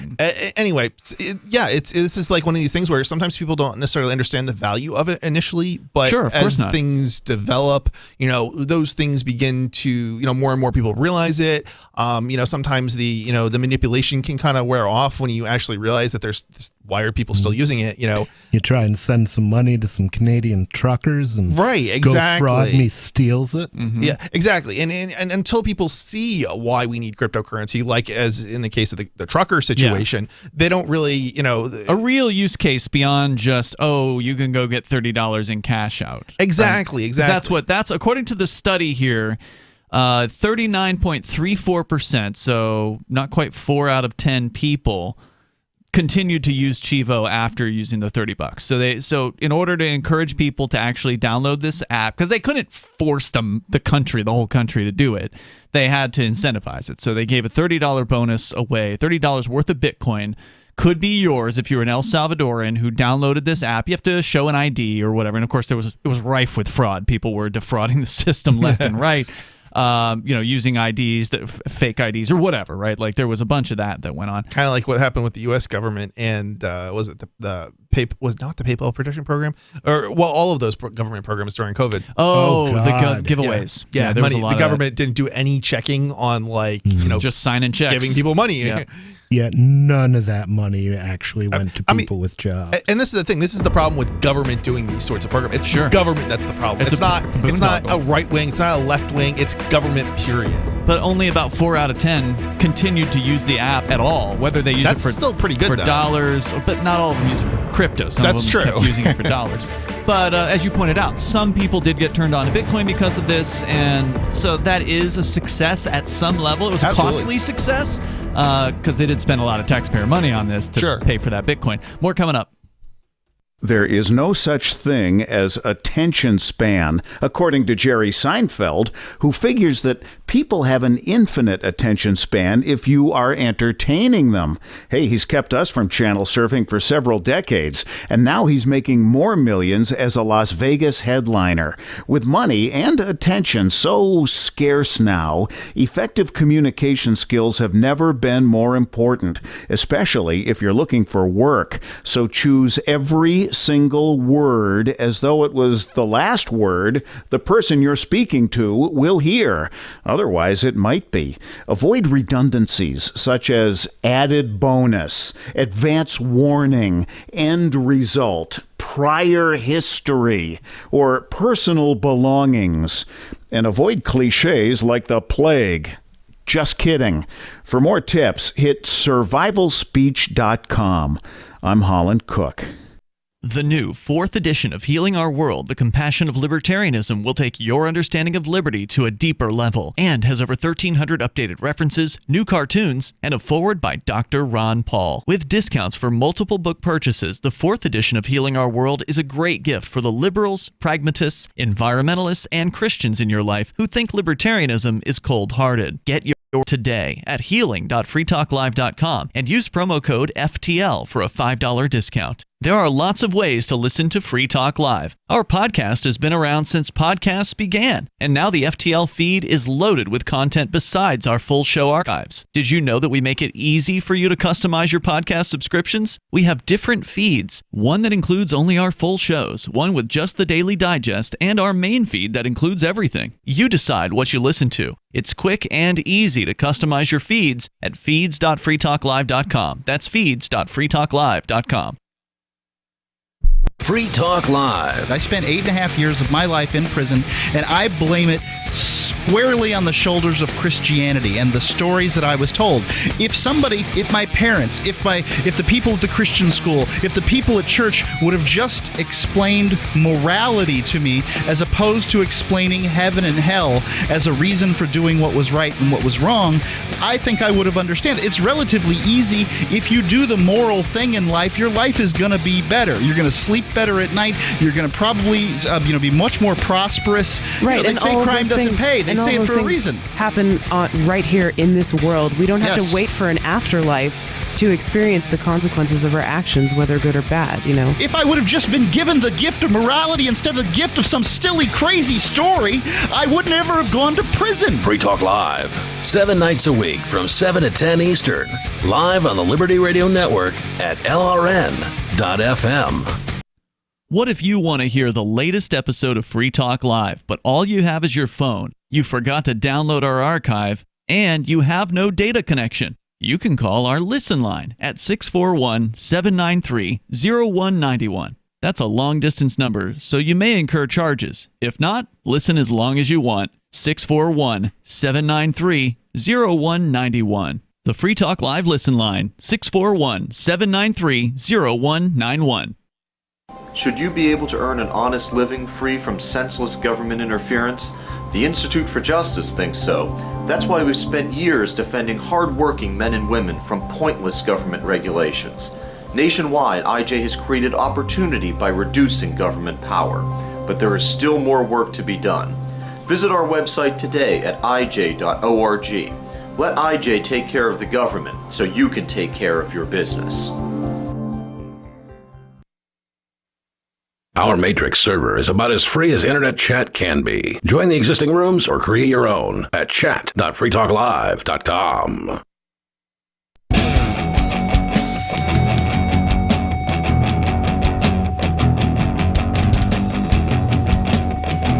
It's Free Talk Live. You can join us here. The number is 603-283-6160. That's 603-283-6160. Phones are open. We're talking about the Chivo wallet, the government Bitcoin wallet down in El Salvador. And look, government Bitcoin wallet. Yeah, who thought? Those are words that I never expected to be put together in that order in a single sentence. You think Satoshi Nakamoto ever saw that one coming? I think he rolled over in his grave, even if he's not dead. Yeah, I think there's a good chance he's dead at this point, but who knows? Who knows? Maybe who isn't these days? Yeah. So the story here that we're sharing with you is from El Salvador, looking at the last several months of what has happened with the El Salvador Chivo wallet. Chivo means cool, but a lot of people don't think it's that cool. They downloaded the wallet only to get a $30 worth of Bitcoin. Essentially an incentive that they were delivered, presuming that all the hoops were jumped and everything worked correctly. And in a lot of cases, the wallet didn't work correctly at all, and they had to call customer service, which of course barely existed. Was there customer service for the wallet? It was hard to get a hold of, apparently, from what I understand. I mean, it's government, right? Yeah. So, how great's the service going to be?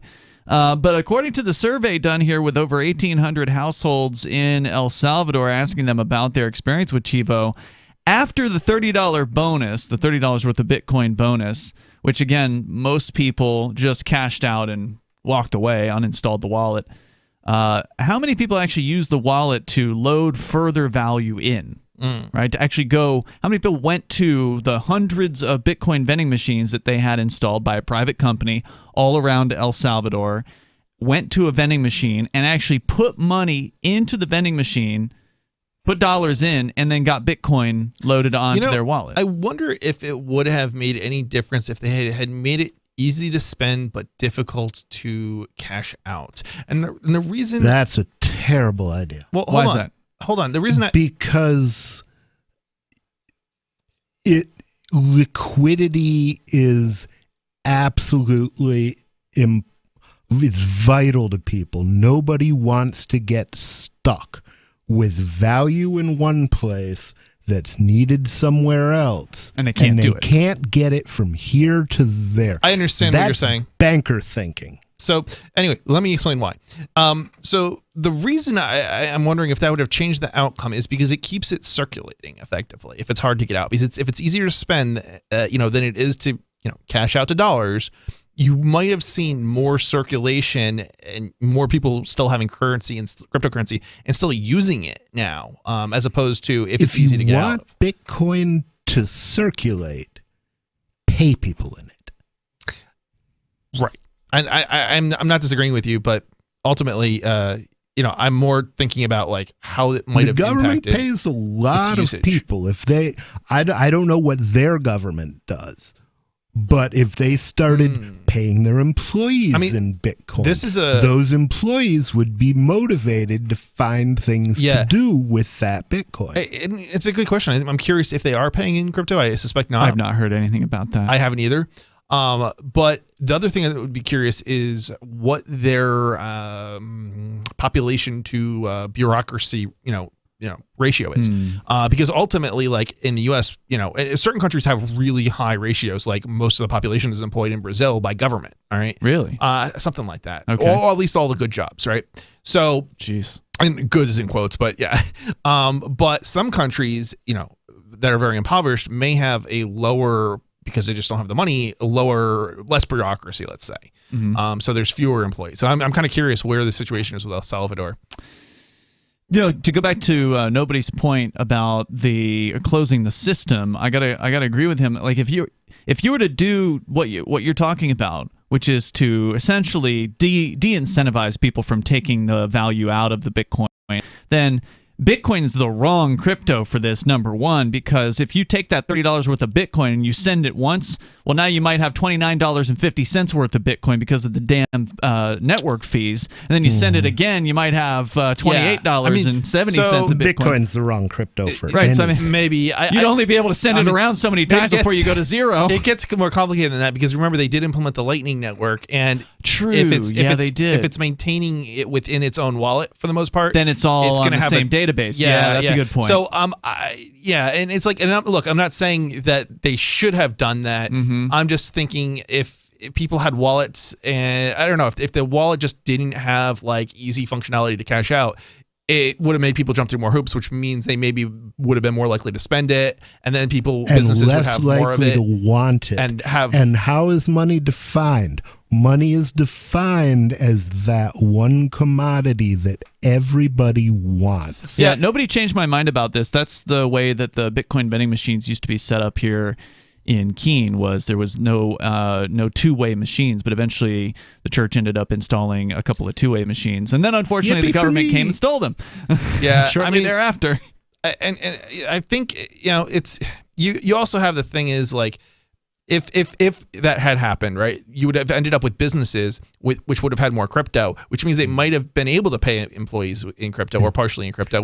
Whereas if you're only getting a little bit of crypto and most people are converting to dollars. Well, the reality was most people weren't converting to dollars. And that was kind of the interesting result was even after installing that feature, so what's the statistics? It hardly on ever that? happened. So nobody converted to dollars? I Very rarely. Very rarely. I didn't convert to dollars. I hate dollars. Well, not you. We're talking about the El other Salvador. nobody. No, we're talking about El Salvador. No, I was talking about here in Keene. Oh, no, I'm talking about El Salvador now. So in El Salvador, a ton of people converted to dollars. Right, there. and that's right. But that's because they gave away millions of dollars worth of crypto just as an incentive to get people in. Now, the other way to get people on board with crypto, and it's actually good both ways because it saves you a pain in the butt if you're a person who goes out of your way to acquire crypto, which is offer a crypto discount. Imagine if the IRS said, we'll take 10% off your taxes if you pay in Bitcoin. Well, I know that Mighty Moose Smart, I believe, offers a 9% discount, I think, or something like that here in Keene. So there are some businesses that have done that. Yeah, and it makes sense because if you want to buy Bitcoin on the street without doing a lot of dirty dancing for some exchange over your webcam, then you're going to pay several points over the supposed Bitcoin spot price, which is only a spot price for the connected. My company does something interesting, actually. It's not a discount. It's an offer, more or less. But we offer free shipping if you pay with cryptocurrency. That's a discount. Yeah. In a way. It's usually not free, is it? It's not like a coupon I mean, code. you're not charging it it. is. I guess it's sort of a discount, but it's more Given one purchase versus another purchase, cash versus crypto, one's going to be higher than the other. So it is in that way a total sale, a discount on the total sale, not the items specifically. Yeah. But that's cool. Over at thinkpenguin.com, you can get that. Yeah. So certainly, there's and so therefore, on a non-shippable item like VPN service, you don't get a break. True. That would be true. The reason, and it's interesting because although you could, if you wanted, give a break for VPN, right? Yeah, maybe, but so the way the system works, you can't. So too much of a pain. But yeah, no, I mean, and what's kind of cool about that too is it's actually a really large amount, like as a percentage. If you're buying something like a $50 item or something like that, right? Because the shipping is disproportionately expensive. Sure. But then on something where we don't have a large profit margin on, we have a very small profit margin like a computer. Well, the shipping usually is going to be like $20, $30, so it's not as a percentage going to be a problem. That's cool. And that's actually the reason we do it that way, as opposed to offering like a 5% or a 9% discount, because we actually can't do more than like a 7% discount. So hardware, there's not a lot of room to low in there, right? margins on hardware.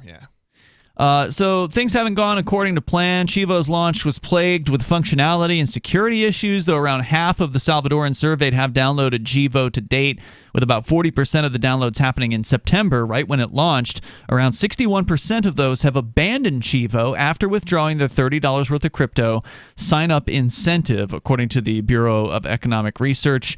Only 1.6% of all remittances were received in Bitcoin via digital wallets in February of this year.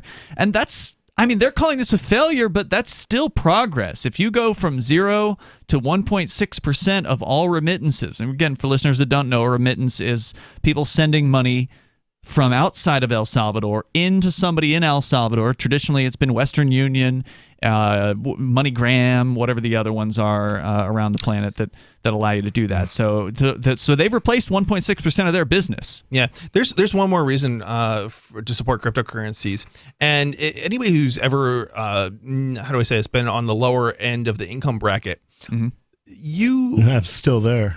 Yeah. One of the benefits is if you have cryptocurrency and you can avoid the banks, and the banks charge a fee if you don't have enough money in your account, whereas cryptocurrency, you don't have that problem. That's right. So you can use you can buy stuff online and things like that. Lots of reasons to get into crypto. Go to bitcoin.com. Click Get Started at the top of the page to learn more. If you want the rest of this story, I'll post it over at social.freetalklive.com. Check out Chris at freedomdecrypted.com for his show that he does on Saturdays. We'll see you tomorrow. Tired of cancel culture? Sick of mega tech corporations holding an axe over your head? Join the LRN.FM Matrix chat server. It's self-hosted, so no one else can tell us what to do or say. Don't like the existing channels? You can make your own. You can even connect into some of our channels from other Matrix servers. It's federated. For the full LRN.FM Matrix experience, though, you should join our server via the step-by-step instructions at chat.lrn.fm. Chat.lrn.fm. Do you feel like your nation, state, or community no longer holds your values? Have you dreamt of a place where people agree that liberty is important and are free to pursue their projects so long as they respect the property of others? There are many people just like you that are discovering freeprivatecities.com. Their social media links are at the upper right of the page at freeprivatecities.com. All skill levels will be needed when the first of the Free Private Cities opens. It's sooner than you think. Stop arguing and build. freeprivatecities.com. I'm a little obsessed with My Magic Mud. Several years ago, I met Jessica Armand, the founder and CEO of My Magic Mud, and I didn't even know my teeth were coffee stained. A week's worth of use convinced me, and now I use it every 3 or 4 days. It's clinically proven to whiten teeth, and I think it cleans better, too. My Magic Mud's available at most local health food stores, Sprouts, Natural Grocers, CVS, Walmart's Natural Beauty Aisle, but I can get it for you for 20% off with coupon code FTL20 at mymagicmud.com. FTL20 mymagicmud.com. If you want to know the latest about Free Talk Live before we go on the air, all you need to decide is how you want it delivered. It's your choice. Visit news.freetalklive.com to receive our usually weekly news updates by email. Plus, we have a Twitter account at twitter.freetalklive.com, and you can follow us on the decentralized Mastodon platform at toot.freetalklive.com. So please follow us at toot.freetalklive.com and sign up for our emails at news.freetalklive.com. This is the Liberty Radio Network, broadcasting the latest liberty-oriented audio content 24 hours a day at LRN.FM. From Feature Story News in Washington, I'm Simon Marks. The White House is denying that U.S. intelligence provided targeting information to the Ukrainians so that they could sink Russia's warship, the Moskva, in the waters of the Black Sea last month. The Biden administration is also describing as irresponsible published claims that the U.S. provided Kyiv with information leading to the killing of a dozen Russian army generals. White House Press Secretary Jen Psaki says intelligence is shared with Ukraine, but not with the kind of specificity that the media reports have claimed. We do provide a range of intelligence to help them understand the threat posed by Russian ships in the Black Sea and to help them prepare to defend themselves against potential sea-based assaults. But they take our intelligence and they combine that with what they have access to. And so on this specific report, it's just not an accurate depiction of how this happened. In Ukraine itself, about another 50 civilians have been evacuated from the besieged Avastal steel plant in the Black Sea port of Mariupol. It's part of an effort by the UN and the Red Cross to rescue people who have spent weeks living in tunnels beneath the factory. Father Vitaly Novak of the charity DePaul Ukraine has been delivering humanitarian aid to communities all over the country. In Kiev, it's, thank God, peaceful now, but what they left on these occupied territories on the north up to Belarus, now we are coming there to these villages with the humanitarian aid. It is very, very